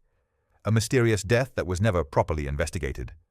A film production so brutal it used actual asbestos as snow and nearly killed multiple actors. A movie that seemed cursed, killing 3 of its stars within 5 years. A child star shot over $50 in a dog dispute. A billionaire engineer designing bras. A TV Superman who died under suspicious circumstances. A feud so petty it produced decades of legendary insults. An urban legend that became more famous than the actual tragedies it overshadowed. An actress who controlled her lighting like a cinematographer. An actress who refused to wear underwear or follow any studio rules. A scandal that changed Hollywood forever, even though the accused was innocent. And a secret pregnancy covered up for decades to protect 2 stars' images. These stories share common threads. Studio control that treated human beings as products to be manufactured and managed. A system that prioritized image and profit over safety, health, and honesty. Power structures that let powerful people get away with anything while destroying those with less power. And the extreme lengths people would go to maintain the illusion of Hollywood glamour. The golden age of Hollywood created some of the greatest films ever made, introduced stars who became cultural icons, and built an industry that shaped global culture. But it was built on exploitation, control, secrets, and in some cases, literal destruction of the people who created it. When you watch classic Hollywood films now, you're watching more than just movies. You're watching people who were controlled, manipulated, sometimes abused. You're watching stars who smiled for the camera while suffering behind the scenes. You're watching the product of a system that saw human beings as assets to be optimized and discarded when no longer useful. That doesn't mean you shouldn't enjoy these films. The Wizard of Oz is still a masterpiece. Clark Gable is still charismatic in Gone with the Wind. Judy Garland's voice is still beautiful. These films and performances are real art created by talented people. But we should remember the cost. We should honor the people who suffered by acknowledging what they went through, not just celebrating the glamorous results. We should remember that Hollywood's golden age was golden for the audience, for the studios, for the executives who got rich. For many of the people on screen, it was something much darker. The good news is that things have improved. Modern film sets have safety regulations. Unions protect workers. Child labor laws exist and are enforced, at least theoretically. Actors have more power over their own careers and images. The studio system that owned stars no longer exists, but echoes of these problems remain. Young performers still face pressure to maintain perfect images. People are still pushed too hard, worked too long, expected to sacrifice health for success. Power imbalances still exist. The pressure to present a perfect public image while hiding imperfections is arguably stronger than ever in the age of social media. These stories from Hollywood's past aren't just history lessons. They're reminders about the cost of perfection, the danger of unchecked power, and the importance of seeing people as people, not products. If these stories affected you, if they made you think differently about classic Hollywood or about modern entertainment, let me know in the comments. Which story shocked you the most? Were there any you already knew? Are there other dark Hollywood secrets you want me to cover? And if you made it this far, thank you for sticking with me through this deep dive into Hollywood's dark side. This video was a labor of love and research, and I appreciate you watching. Remember, the stars you see on screen are real people with real struggles. The glamour is real, but so is the cost of creating it. Hollywood has always been a dream factory, but dreams have to be built by someone, and the builders often paid a heavy price. I'll leave you with this thought. The next time you watch a classic Hollywood film and marvel at the glamour, the beauty, the perfection, take a moment to think about what went into creating it. Remember the people behind the images. Honor their work by acknowledging their sacrifice.